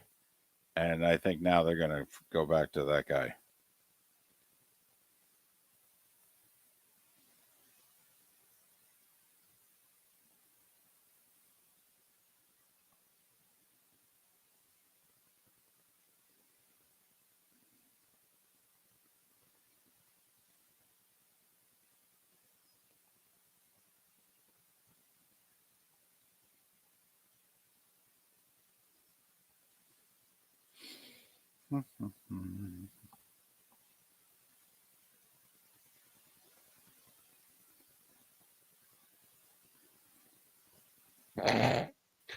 One of the UK's most respected news anchors has been forced to apologize after he was caught on a live feed calling a cabinet minister a C word.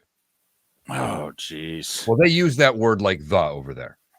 Seriously? Across the pond? Yeah. Yeah, women say it regularly. Wow. It's like a regular term of endearment. Yeah, I mean, they say it more than the F word.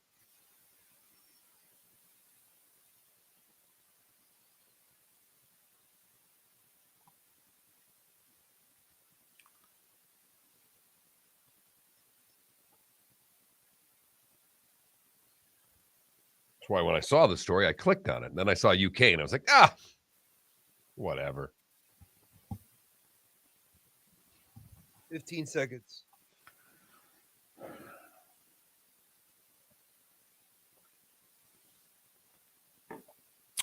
They should be much better than that with the talent that was left.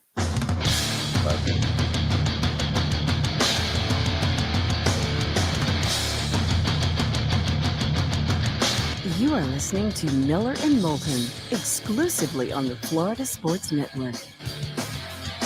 And now here's Mark Miller and David Moulton.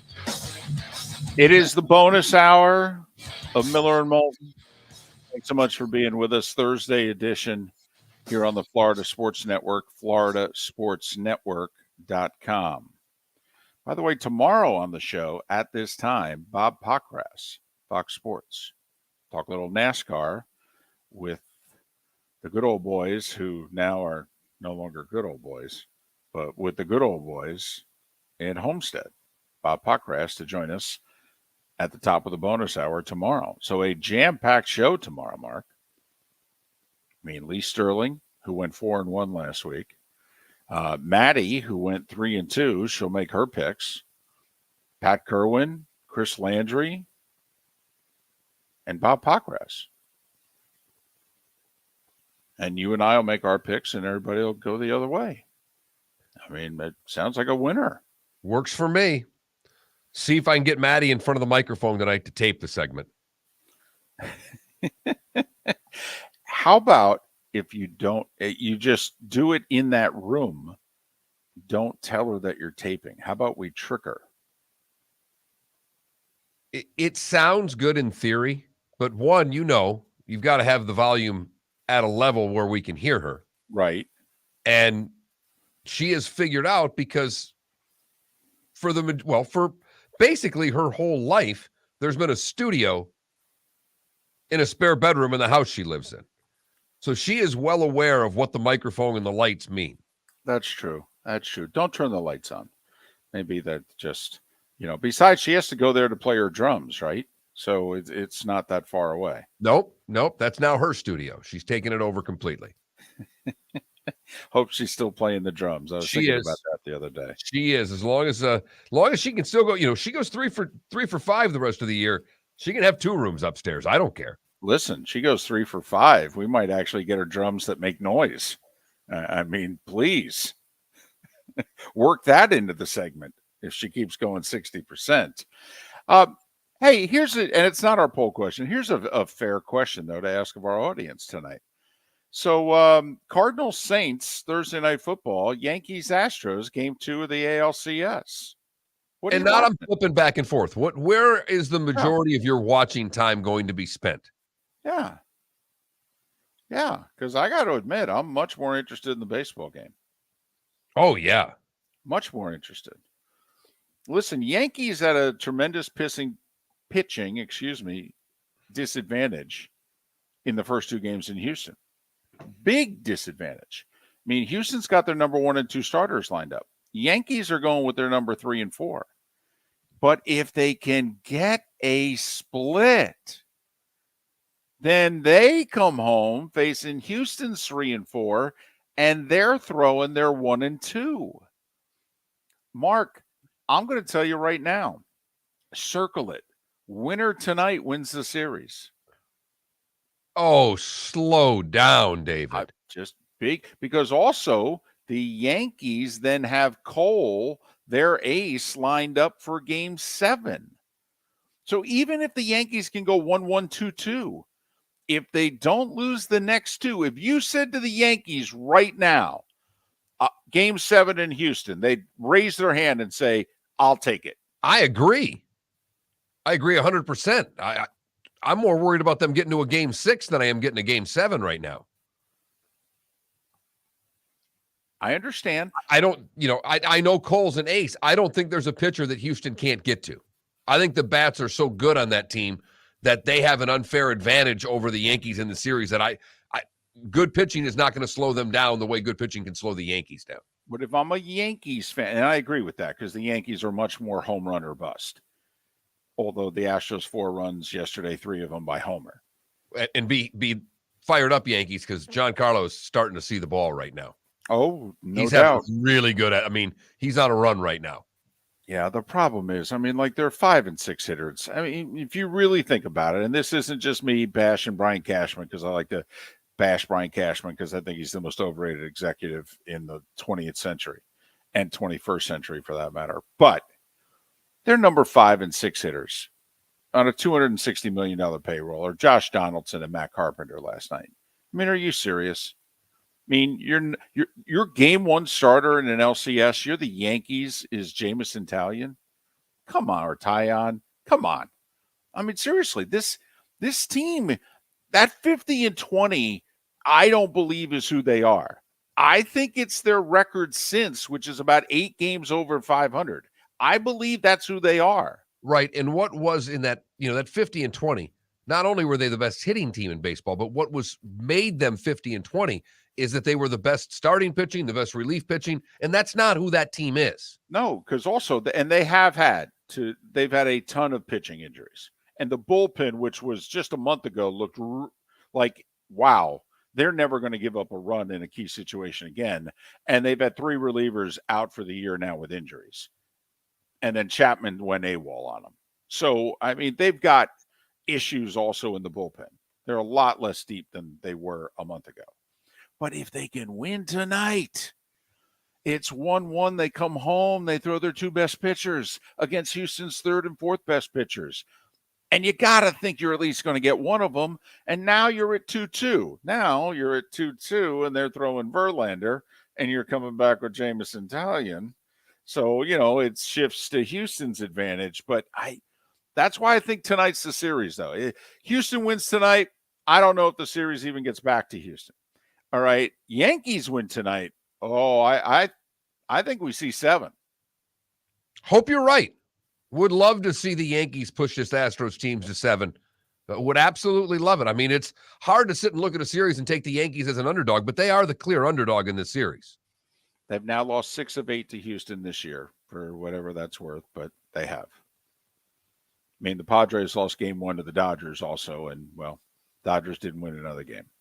So we tried to sell it as best we could right there. What are you watching tonight? The game in the ALCS or Arizona taking on New Orleans? Both 2 and 4. So think about the desperation with both. And both, New Orleans really shorthanded. It's no Michael Thomas, no Jarvis Landry, no Lattimore for the Saints. Meanwhile, Cardinals get D-Hop back, which I do think will improve Kyler Murray's mood, production. But you heard what Matt Cannata said on our show an hour and a half ago. I asked him, is Kingsbury in trouble? And he went, oh, yeah. Oh, yeah. The thing of it is, in this game tonight, is that because each division is being led by 3 and 3 teams, the Saints and Cardinals are not looking at this the way we are as a pair of 2-4 teams. They're looking at it, win it. The worst you are is a game back of first in your division. Correct. Right. And at worst, a game out of a wild card also. At worst. And you're not even halfway through the season, and you're both thinking, well, things are going to get better. The Saints are going to be like, we're going to start getting our guys back. And the Cardinals have been playing without guys. and have all of their division games ahead of them. I do think who the starter is for the Saints going forward depends on the outcome of tonight's game. It looks like Dennis Allen's going with Dalton again. He's said, well, we'll see Thursday night, but everybody around the team's like, Dalton's been taking the number one snaps. So looks like short week, he'll just stick with Andy, get through tonight. They win tonight. Do you really move off of them? If you do, you're saying Jameis is our starting quarterback. And do you feel as if Dennis Allen and the Saints feel as if Jameis is their starting quarterback? No. I don't feel like they trust him. So, but the Saints haven't played worth a darn without him. The one win they had was a lot because of Hill doing what he did. I mean, there was much productivity out of Taysom Hill as there was out of Andy Dalton in that game. I will say for 3 quarters last week, Andy Dalton looked like he was the starting quarterback of the Saints. The problem was when they really needed a drive in the fourth quarter to hold off Cincinnati, they didn't produce one.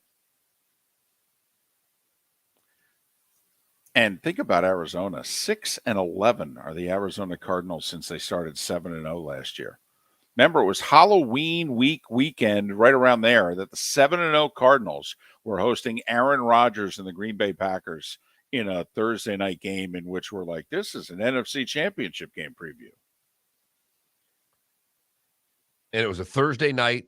The road team's supposed to have a huge disadvantage, and things were never the same for the Cardinals after that last year. Packers won it. I think they lost one game the rest of the year until the playoffs. And meanwhile, the Cardinals lost it and went on a 4-7 slide and have followed it up by going 2-4 to start this year. But can the Rams or the Niners or the Buccaneers, can one of those 3-3 teams go on a run like that? Don't know if either one of them's healthy enough. I mean, that's another reason why if you're the Arizona Cardinals, where as bad as things are, you win tonight. I mean, San Francisco's got real injuries. Their defense is gutted with injuries. Their best running back's out for the year with injuries. That's not a high-powered offense to begin with. The Rams' offensive line is a mess right now. Outside of Cooper Kupp, there's not a weapon that they seem to have that puts any fear in any defense. The Niners host the Chiefs Sunday. I mean, if you're Arizona and Seattle, aren't you looking around going, well, we think San Francisco's going to be 3-4 when this week's done. Now, granted, Eagles were 2-5 last year, finished 7-3, made the playoffs. Niners were 3-5 last year. Finished 7-2, made the playoffs, went on a playoff run. Which is another reason why, you and I think would move the trade deadline, by the way, is 12 days away. It's November 1st. And you and I would push it back like Pat Kerwin. He wants it to be like the Tuesday before Thanksgiving, which I think would be amazing. But back to the Cardinals quickly, as David pointed out. The Niners are hosting the Chiefs. Chiefs are favored in that game. The Seahawks are on the road with the Chargers. The Chargers are favored that game, and the Rams have the week off. A win by the Cardinals could put them a half game out of first place. And the Saints, meanwhile, are looking at Tampa Bay going, if we win, we're 3-4. And even if Tampa beats Carolina, we're a game back, and we get them in Tampa in December, and we own those guys. Miller and Moulton. Good, bad, and ugly. Today was a day when 25 minutes away right here on the Florida Sports Network. Mark Miller for SWFL Golf Carts or online, flgolfcarts.com. If you're looking for a golf cart, an e-bike, or an e-motorcycle, go visit Alex and the gang at SWFL Golf Carts, flgolfcarts.com online. Check out their whole inventory. If you're looking for a custom cart, they can take care of you. 2-seater, 4-seater, 6-seater, they've got you covered. E-bikes, nobody better for value and service. E-motorcycles, check them out. Again, flgolfcarts.com, flgolfcarts.com. Ladies and gentlemen, hi. Excuse me. Hey, the line starts back here. Ma'am, if your party's not here, you're going to have to go around again. If you had the opportunity to avoid all this, wouldn't you? Salt Live is the official transportation provider of the Miller and Moulton Morning Show, making your trip to and from the airport seamless and stress-free. Salt Live is supported with the help of local partners like the Bayfront Inn. Gather your family and friends and enjoy a leisurely day on the water with a pontoon or deck boat. If you prefer to explore the waterways without a motor, the Bayfront has canoes, standboards, and kayaks. At the end of your journey, enjoy lunch or dinner at the Bamboo Tropical Bar and Grill. The Bayfront Inn, something for everyone on 5th Avenue in downtown Naples. BayfrontInNaples.com. When you need a ride, book with Salt Live Transportation, 308-8686, or book on saltlivetransportation.com. The waterways of Naples are a beauty to behold, and the Bayfront Inn has multiple ways for guests to enjoy the water and have some fun. Gather your family and friends and enjoy a leisurely day on the water with a pontoon or deck boat. If you prefer to explore the waterways without a motor, the Bayfront has canoes, standboards, and kayaks. At the end of your journey, enjoy lunch or dinner at the Bamboo Tropical Bar and Grill. The Bayfront Inn, something for everyone, on 5th Avenue in Naples. You were listening to Miller and Moulton on the Florida Sports Network.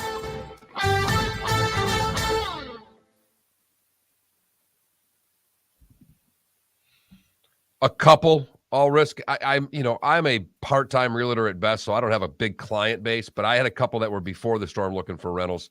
I've got a couple cents.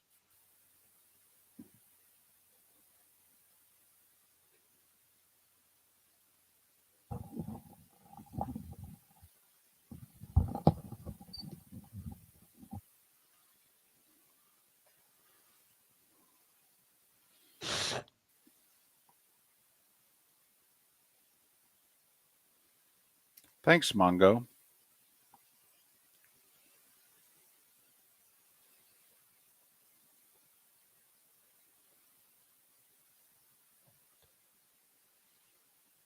All right.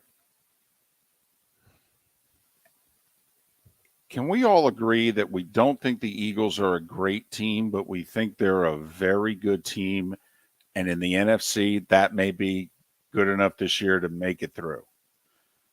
And that they'll go to the Super Bowl and Buffalo will whack them. But maybe. You don't think the Eagles are a great team? No.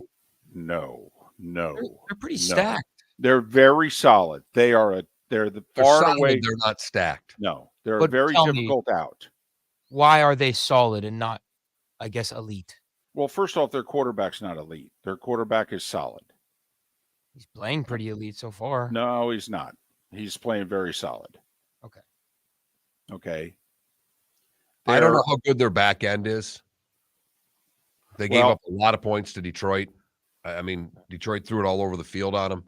So I don't know. I don't know how good their back end is. And the other teams have more weapons. They've got an A.J. Brown. Where's their other weapon? Devontae? I will say Devontae hasn't played up to his draft status. He should be. But is that Devontae? He's had one great game. Miles Sanders is solid too. Well, he is. No. Again, you keep saying solid, and I agree with you. Yes, they're a very good very team. solid. And I don't know if anybody in the NFC will beat them. I could see them going to the Super Bowl. But I think if the Bills and the Eagles go to the Super Bowl, I think Philadelphia will be an 8-point underdog. So funny. I was going to go 8.5, David. Doesn't mean they can't win, and Philly is deep. Howie Roseman's done a great job. That's the best roster in the NFC, without question. And they may win like 90% of the rest of their games. Oh, I know. We said we don't think they're going to be an underdog in a game until they go to Dallas on Christmas Eve. Should be a 13-4, 14-3 type team based on what their schedule is. Because you're going to lose. You're going to lose two. I mean, the Bills lost to the Jags last year. You're just going to lose again. Yeah, right. Like the year that Cam went off. Yeah, they went 15 to 1. Falcons right at the end of the season. And the Giants are still bad. Well, I just don't understand it. Every time you keep I know. on them, they win. I know. I don't think they're good, and they're 5-1. And they're well coached, though. They are. And Brian Dabble, you got to hand it to him. Whole staff doing an amazing job. They're making special teams plays. They're Yep. And they are doing it with the worst wide receiving core in the league. It's unbelievable. What was it that Annie Agar said? You won with 4 or 5. And she's like, no, she had the we don't have any receivers. Right. We don't have any top receivers. 1 minute. No. Did you see her last one doing the Costas in the middle of it? I didn't. She kept going and doing baseball. It was pretty good. I want to see it. I like her. I could see where certain people in the NFL are probably like, who the hell are you? But she's funny. She's funny. Whoa, Black Benny. Bam, lamb. Okay, enough. It's an okay song. Slow down. Oh, he goes hard on that guitar. And the drums in that song are amazing.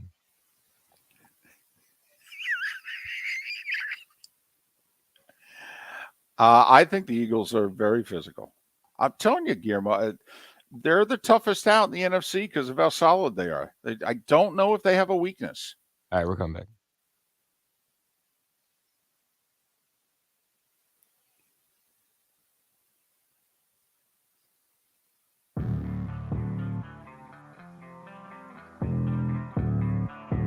Thanks for listening. And now, more of Miller and Moulton on the Florida Sports Network.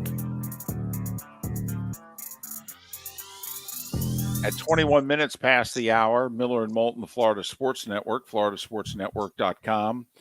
Lee Sterling, Pat Kerwin, Chris Landry, Bob Pockras will all be a part of the show tomorrow on a Football Friday, where we'll mix in at least some NASCAR with Bob Pockras. That's coming up tomorrow. Good, bad, and ugly. What's on tap today was the day when, and our final thoughts all 20 minutes away. Cool little story that I saw locally that just shows you what happens during these storms. But there is a billboard on Pine Island Road in Cape Coral that they just keep slapping one billboard up over the next one. And probably don't peel these things off ever. But apparently they blew off the wrapping on one of the billboards, and all that is left is an ad for a 1996 Dodge Caravan.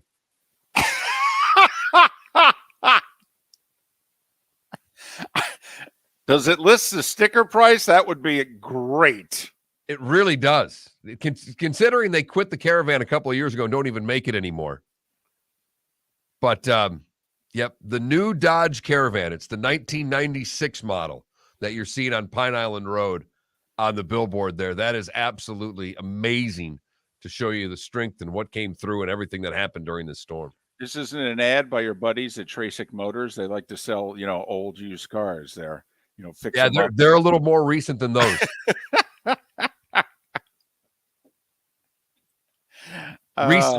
Recent models. Well, don't you? I mean, if you go layers, it was 26 years ago, a minimum of a layer per year, right? I mean, you got at least. I mean, I'm guessing some of them were peeled off. I mean, I don't know how those things actually work. Right. But they're just like big stickers at the end of the day.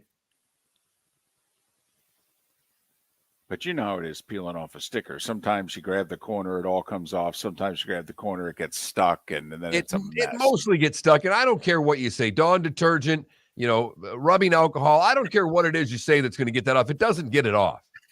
I'm with you, man. I'm with you. You're out there with a straight razor. You're just having to scrape that sucker off. I just thought that was wild to see that from the storm, and all of a sudden. But no, according to the Dodge dealership that's close by, no big run on Caravan people that's come aboard. Darn. My daughter, for whatever reason, loves minivans. Wants mom to get a minivan. And mom looks at her like, are you out of your mind, nuts? I'm on mom's side. Good. Mom's looking at her like, hey, man, I'm keeping my youth. All right? No minivans around here.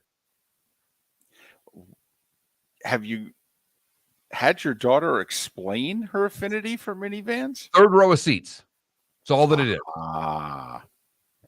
getting way in the bed. I guess it's like sitting it's like for us, David, back when we were very little, I don't know about you, but I was picked up because I went to private school starting 7th grade, and we had the ride with the parents, and different parents taking you, get in that back of that station wagon. You'd open the back door and you could sit in that back seat of the station wagon looking back through the window. So I know it was fun when I was a kid, so it must still be fun now. It's funny. I had that happen to me in the rental car Monday, driving to the hotel, and I got 2 kids waving at me the whole time from in front of me. And then, you've got to make the decision. It's kind of like when you're sitting on an airplane and the kid in front of you is going to play peekaboo. Do you start? You have to make it as there's 2 people waving at you in the car. Right. And you have to make a decision. Right. Do I start waving back? Because they don't stop. They're kids. You have to make a decision. No, you don't. There's no decision to make. Hey, I'm not going to wave at these kids and really be an a-hole. Or I'm simply going to put my hand up and wave. All right, Mark. This goes back. This goes back to when Len Jennings and I worked together. Okay, if you start waving at the kids, and in theory, because they're going to keep waving, so then you have to continue to wave. And it's like every time Len passed me in the hallway, he said, "Hey, David, all right? Len, once a day, that's it." It is amazing that you didn't come to morning sooner, because the one thing about a morning shift is you don't see a soul in the building. Right. This is, as much as you don't like getting up early, as much as you'd rather do afternoons than morning, this is your shift. It probably is. You got 2 people and because we have 4 other stations in the building where we're doing this show from. And we don't see one of them, really, we don't see 2 of them really ever. I may run into the guy from the Spanish-speaking station at the end of the show. If he's out back, I'll give him a wave. But we've got one across the hall, one next door, and you can really get away with just saying hello to those 2 people. And both of them play by David's rules. They are a one-time-a-day hello person. Correct. First time they see you, that's it. It's not even a hello, it's a goodbye. So I'm out of here. Sometimes. And what's funny is, I saw Len Jennings, who's doing sports in Kansas City, when we did the Raiders-Chiefs game, and I saw him, all right, and I waved at him, all right, and then I texted him, and I said, "This is my only wave." But did he? So that's the thing. No. So I entertained myself. So 3 hours before the game, you got to kill time. So the kids are in front of you and they're waving at you. And if you start, it's like the peekaboo. Okay, if you just stare at the kid, all right, the kid will, in a couple minutes, just go back down and realize, I got to just hang out here with mom and dad because the Yahoo doesn't want to play peekaboo. You start the peekaboo game. Yes, you do. Every time. You know why? They're a kid. I understand, but I'm not. All right. And I only have so much kid in me. Ain't that the truth? Right. Get off my lawn. But Felipe, you got to remember, I'm a dad and now I'm a granddad. So I'll do peekaboo for the whole flight. I will. But there is a moment where I sit there and I go, "Oh man, do I really have this in me?" I love the fact that it's a decision. Yes. Not that you. Nope. I've never heard anybody ever in my life say, there was a cute baby in front of me and I had to make a decision on the plane. Was I going to play peekaboo with that baby, or was I just going to stare that kid down until he figured out that I am the Antichrist and don't ever look at me? Mark, I'm a problem solver. I look straight to the finish line. So when that kid, him or her peeks their head up and looks at me, I'm like, "Oh boy. All right, where is this going?" Okay. And it was the same with the kids in front of me. Okay. And I basically said, "All right, I'll do the wave thing." And then you're at a traffic light. And so they're waving constantly. All right. I mean, Mark, I was a half a second away when we were at the light of getting out of the car and walking up to their window and waving and getting back in the car. David, you have people in the Twitch chat asking, was Moulton ever a kid? Yes, I was. I just said I play the peekaboo game. I'll do it the whole flight. But I hesitate at the beginning of it. Once I start, I'm in. It's like, how do I get in the pool, Mark? I cannonball into the deep end. Now, I'm not the first one in the pool, though. Other people are playing and what have you, and I'm sitting there going, oh, man, do I really want to swim? Oh, man, I don't know. But once I decide to swim, that's it. I'm in, and I stay. And you stay. See, I'm the opposite because I'm one that the daughter does get mad at me because she wants to go swimming. I'm like, I want to jump in and get out. I want to cool down, and that's enough for me. Nope. I'm in. I'm playing with the kids. Okay, I'm in. You guys got me. I'm in. I'll wear you guys out. I'll be the last one out of this sucker. Pruned up and everything. That's right. Fat guy will be the last one in. Got more endurance than all of you. Peekaboo, wave game, pool. I'll wear all of you out. Marco. Polo. I'm glad you played along. I'm glad you both played along. That makes me feel a little bit better right there. See, David can still play games with us. You just gotta present it the right way. Apparently, he had to make a decision though before he said polo. That's all I know. Is that at that moment there was a decision that had to be made. If you asked me that at 6 a.m., I wouldn't have said a word. But by 9:30, I'm in. Miller and Moulton, the Florida Sports Network. The waterways of Naples are a beauty to behold, and the Bayfront Inn has multiple ways for guests to enjoy the water and have some fun. Gather your family and friends and enjoy a leisurely day on the water with a pontoon or deck boat. If you prefer to explore the waterways without a motor, the Bayfront has canoes, standboards, and kayaks. At the end of your journey, enjoy lunch or dinner at the Bamboo Tropical Bar and Grill. The Bayfront Inn, something for everyone, on 5th Avenue in Naples. Mark Miller for SWFL Golf Carts or online, flgolfcarts.com. If you're looking for a golf cart, an e-bike, or an e-motorcycle, go visit Alex and the gang at SWFL Golf Carts, flgolfcarts.com online. Check out their whole inventory. If you're looking for a custom cart, they can take care of you. 2-seater, 4-seater, 6-seater, they've got you covered.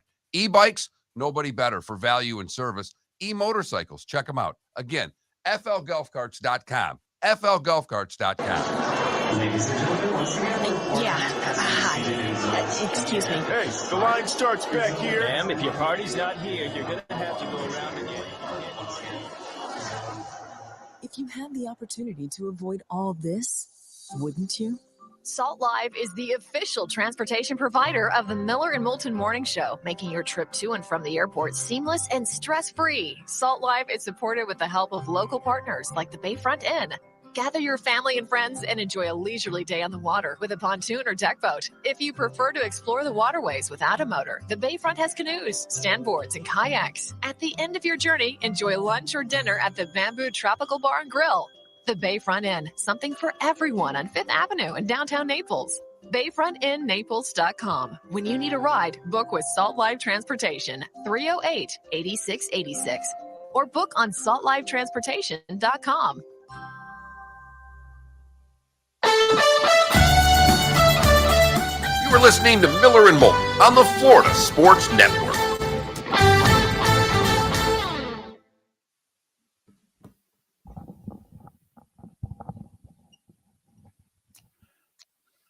I got to admit, this whole prime minister resigning after 6 weeks, there's some funny stuff that's on Twitter. Remember Anthony Scaramucci, Trump's like press secretary for like 10 days?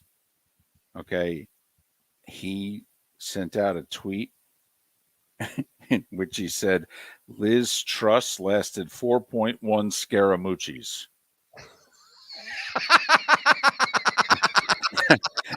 Okay. I don't know who Ryan Nanny is, but he sent out, how are you going to be prime minister for less time than Nathaniel Hackett is coach of the Broncos? That's pretty funny. That's good. 4.1 Scaramucci's.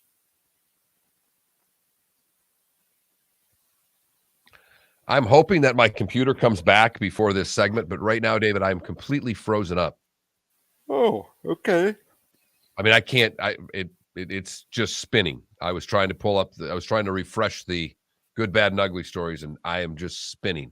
I can't see any of the tabs to open StreamYard, so we shall see how this goes. Yet we still have David.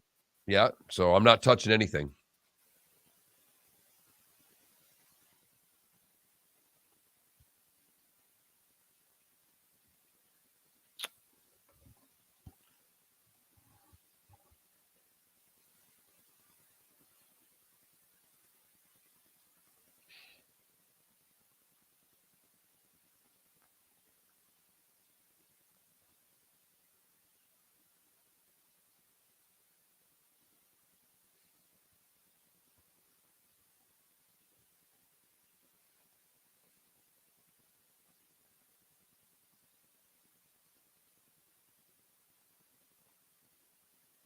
Have you guys seen the photos that this James Webb Space Telescope has taken?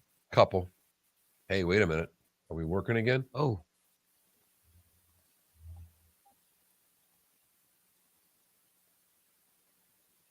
Not really.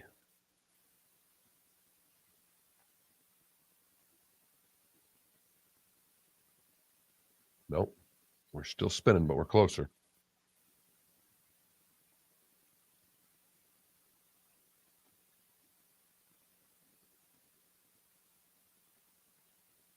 All right, that's all right. There we go. All right, we're almost in business. Look at that. Hey, all right.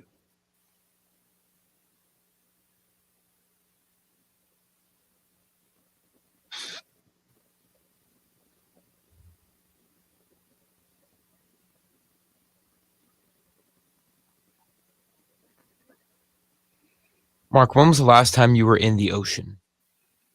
In the ocean? In the ocean. Like your body floating in it the would have ocean. been the last time I was in Palm Beach, because the over here is called the Gulf of Mexico. Oh, come No, Felipe. I'll back up. No. Call this the ocean because it's not. No, Felipe, the ocean is very different than the Gulf. The Gulf is very calm. There's no undertow. The oceans are very different than the Gulf. It's very true. Hey, I've lived here for a long time. You don't make that mistake. You don't. Yeah. Go swim in the ocean. Go to Miami. Yeah. No. The Gulf has never been called the ocean by anybody who lives here. If you're a native here, you don't call that the ocean. That's called the Gulf. Yes. So are you asking when's the last time he was in salt water, a body of salt water? I can't tell you. It's been a long time. Because other than, maybe knee high.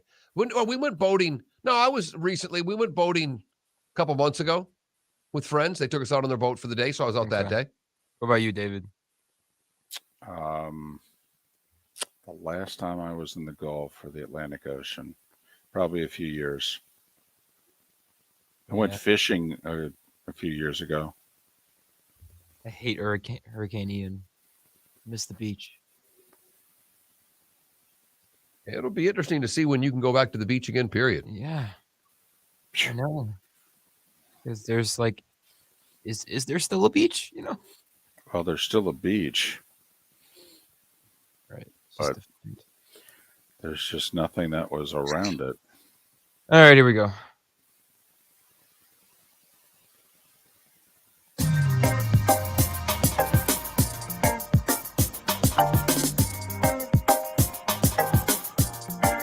Welcome back to Miller and Moulton, only on the Florida Sports Network.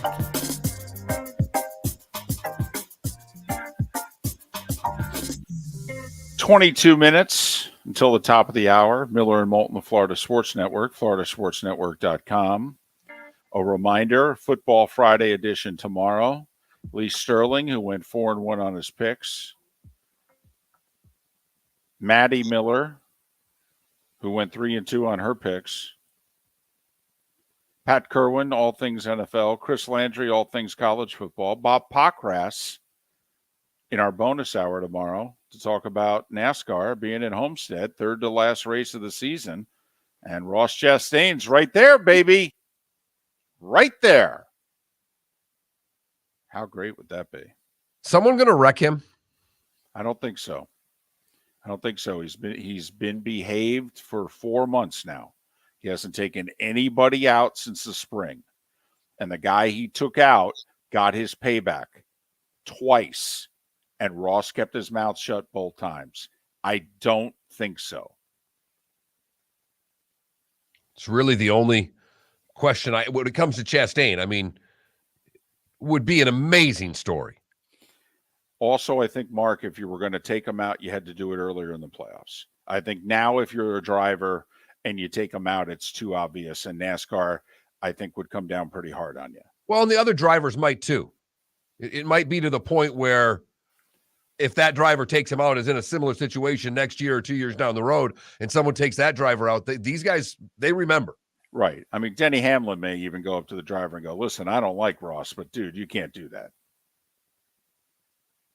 Time now for It's time for someone to take back this segment, if for no other reason than to stop David from talking about Meghan and Harry. Here's Mark Miller with Today Was the Day When. It's only a one-pager today. I may have missed a lot of stuff. There's some good things on here. I don't know about good things. There's some historic things on here. Not them all good, but a short list. We start in 1803 when the U.S. Senate ratifies the Louisiana Purchase. Like they were going to turn that down. 1818, the 49th parallel forms as the border between the United States and Canada.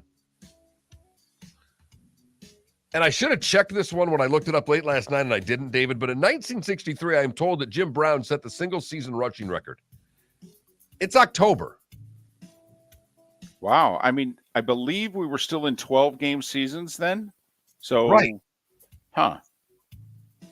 I found that to be strange, and I didn't double-check it.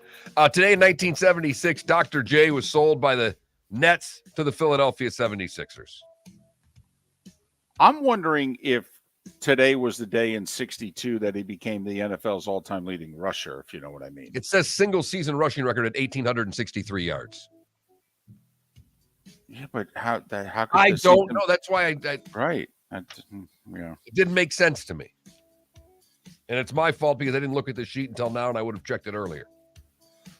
Sad day today in 1977 when the plane chartered by the rock band Leonard Skinner runs out of fuel and crashes in Mississippi. 6 are killed, including lead singer Ronnie Van Zant, guitarist Steve Gaines, backup singer Casey Gaines, and road manager Dean Kilpatrick. Aerosmith, I guess, almost rented that plane like the week before, and they inspected it, and they were like, I don't know. I think we'll get another one.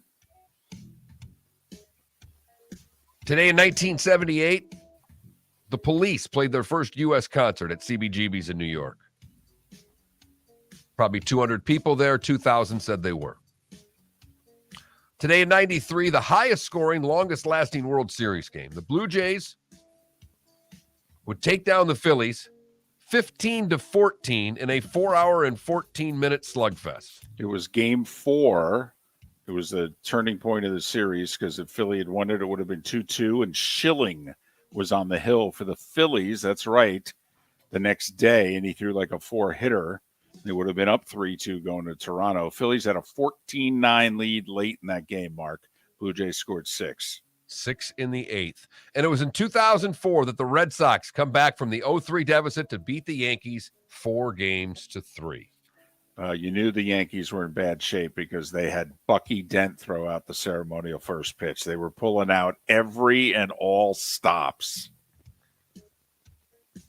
Those celebrating birthdays that are no longer with us, Mickey Mantle and Tom Petty. Tom Petty would have been 72 today. Those that are celebrating birthdays, Keith Hernandez is 69, Kamala Harris is 58, Herman Moore is 53, and Snoop Dogg's 51. How old's Herman Moore? Herman Moore is 53. Couple 2-3 weeks working out. He could sign a contract with somebody, especially in the red zone. I'll bet Brady could find him in the red zone. Did you say Snoop Dogg is 61? 51. Oh, okay. 51, man. And by the way, I had the under. Okay. I mean, I know he's still quote unquote young by our standards today, but I don't know about you. I had the under on 51. Well, particularly when, the whole East Coast, West Coast thing was going on and he was leading the charge. Right. And somehow, some way they didn't shoot him. Shot Tupac instead. What the? That was today was the day when. What did I miss, David? Because I feel like I had to miss something. Well, it depends basically on how old you are. Anyway, if you're from the Watergate era, tonight was the Saturday Night Massacre, where they fired the special prosecutor, and then 3 attorney generals resigned, and this was actually the beginning of, wow, this thing's escalating. Maybe there's some really wrongdoing going on here. So the Saturday Night Massacre was 49 years ago tonight. And they killed Gaddafi 11 years ago today. And not we, they, rebel forces found him and killed him. So show you your line of death. Exactly. So I love how in Forrest Gump they have him like call a hotel, like he witnesses Watergate. Do you remember that scene? That's so funny. The history book to him. It's a movie to the rest of us. But like, it's a I did not live through Watergate. You know what? Go watch All the President's Men, then talk about Watergate instead of Forrest Gump. I've been told that I should watch that movie. You should. It's it's a great history lesson. B, it's a great movie. And C, for the rest of your life, you will say, follow the money. You've heard folks elsewhere mock Florida is gonna Florida. Well, Mark Miller sees it differently. He calls it the good, the bad, and the ugly. What you got, Mark? So we go back to Hurricane Ian, and Mike Ross is at his parents' home in Bonita Beach riding out the storm when his mother looks out the window and saw a small cat perched on an air conditioning unit on the neighbor's house. So Ross went wading through the storm surge to get the cat and bring it home. Mom recorded it. They put the video out. Video goes viral. They keep the cat, but also start an online fundraiser. And Ross and his girlfriend donated a check for $14,570 to the Naples Humane Society. Wow. Right. All for rescuing a cat. For the bad, we go to Springfield, Massachusetts, where a Massachusetts woman is facing multiple assault and battery charges. I shouldn't laugh when I say it, but this is something. Rory Woods went back to her home earlier this week where police were there to hand her an eviction notice. She showed up in an SUV towing a trailer carrying beehives. She started shaking the hives and broke the cover off one, causing hundreds of bees to swarm out and initially sting a deputy. A couple of the police department employees said they were allergic to bees, in which Woods said, "Oh, you're allergic? Good." She was in a beekeeper outfit when they arrested her. Unbelievable.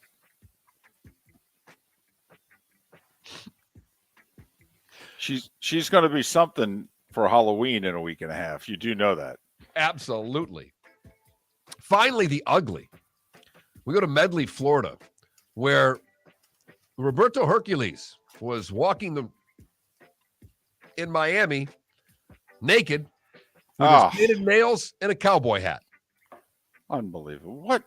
When he asked a woman on a bike if she had a pipe, when she didn't, he attacked her with a machete. He ran off. She is injured. She's in the hospital in stable condition. He was arrested on attempted robbery and attempted murder charges. When they found him, they found a second cowboy hat. He was still naked with his painted nails. Just another day in paradise. That is the good, the bad, and the ugly on today, October the 20th, 2022. I am trying to figure out the significance of the painted nails part to the story. I mean, I'm assuming everything is under the meth umbrella. Everything. The machete, the nakedness, the cowboy hat, and the painted nails. I'm guessing it all has to do with meth. I don't think there's anything inaccurate about what you just said, David. Either that or bath salts. It's one or the other. And besides, once you paint your nails, you're not in a hurry to take off the paint. I mean, if they found him days later, I think he would still have the paint. I mean, I don't know about you, Mark, but, like Tua's got an hour or two that he can't account for in the Bengals game. If by chance they painted his nails during that time, when he woke up and he was on the way to the hospital, he'd probably look at his nails and he goes, that's interesting. Come to think of it, that would have been a better Andy Reid commercial if he'd have been painting players' nails while they were falling asleep instead of painting mustaches on them. So I think I would even keep the nails painted, even if I didn't remember how it is that I got painted nails. It's like, oh, it's interesting. More of a French manicure style for me personally. Saints and Cardinals tonight, David. Who do you like? Cardinals are a 3-point favorite. I like the Cardinals a lot. Getting DeAndre Hopkins back, I think, will make a big difference. I think they'll score one more touchdown than they normally score. And I like the Cardinals a lot. The Saints are very shorthanded. If Kingsbury and the Cardinals lose this game, I think there's a chance he doesn't coach another one. I like the Cardinals as well. No Lattimore with D-Hop coming back. I think that'll make for a recipe to make Kyler Murray look good tonight, and I think the Cardinals get the win. We do have some college football tonight, and I bring it up because it's Troy and South Alabama, and not because we have any interest in this game, but Bud Elliott does, and he has interest in Troy. So Right. we thought we would pass that along to you because Bud's been on a heater since about the 2021 college football season. Correct, and he's got Troy +3. The game's on ESPNU at 7:30. So we're riding Bud Elliott tonight. We're riding him hard for what it's worth on the 4-letter network. Georgia Tech's a 3-point favorite at home against Virginia. I like Georgia Tech. They've played much better under their interim coach. And Virginia, well, Could be close to having an interim coach. Yes. In fact, some of us thought they'd already have it by now. So I'm with you on both of those games. So it means you should probably take Virginia and New Orleans. No, stop it. No, I'm with you. I agree with you. That's what I'm saying. I think your picks are right. Are you taking the Yankees tonight? No. No, I'm not. Although it will be interesting. All right. Astros sending a lefty to the hill tonight. The Yankees' big bats are all right-handed. Framber Valdez, who's been tremendous for them this year.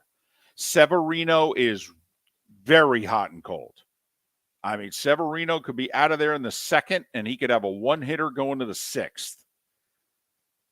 So I would take the Astros at home. They are 4-0 against the Yankees in that ballpark this year. But if the Yankees are going to get to an Astros starter, you would like to think, and we need an Aaron Judge sighting if you're a Yankees fan. Hello, now would be a good time. And Josh Donaldson, who's like 3 for his last 40. I know DJ LeMahieu's hurt and not even on the roster, but at some point, can somebody else play third and bat fifth in that lineup? Because Donaldson came up seemingly every time he came up was in a big spot, and he struck out 3 times and walked. And it shouldn't come as much as a surprise because he's not had a good year at the plate anyhow. No, at this point, he's a guess hitter. He's a veteran. The bat slowed down. He works the count, and he guesses.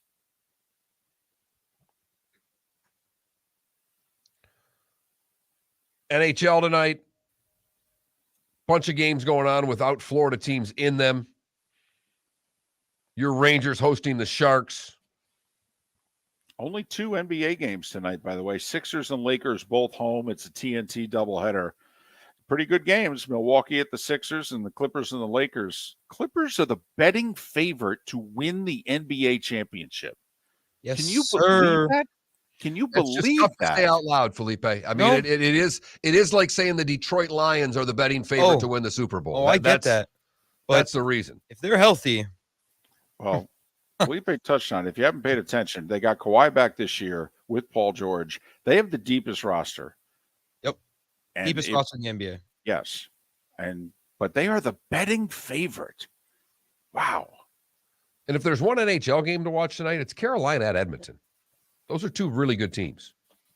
Yeah, that'll be a very entertaining style of play, that game. That should be 5-4. You know, I mean, that should be up and down hockey. Probably for your money, probably the best one to watch tonight. But answer the poll question. What suspension would you give the Alabama wide receiver who struck the Tennessee female fan? That poll question's up at that Mark Miller, the David Moulton, FloridaSportsNetwork.com. We'll give you the results on a Football Friday tomorrow. Lee Sterling and Pat Kerwin on the show. Hope you have a great rest of your day. We'll do it all over again tomorrow morning at 6 a.m. Miller and Moulton right here on the Florida Sports Network. The waterways of Naples are a beauty to behold, and the Bayfront Inn has multiple ways for guests to enjoy the water and have some fun.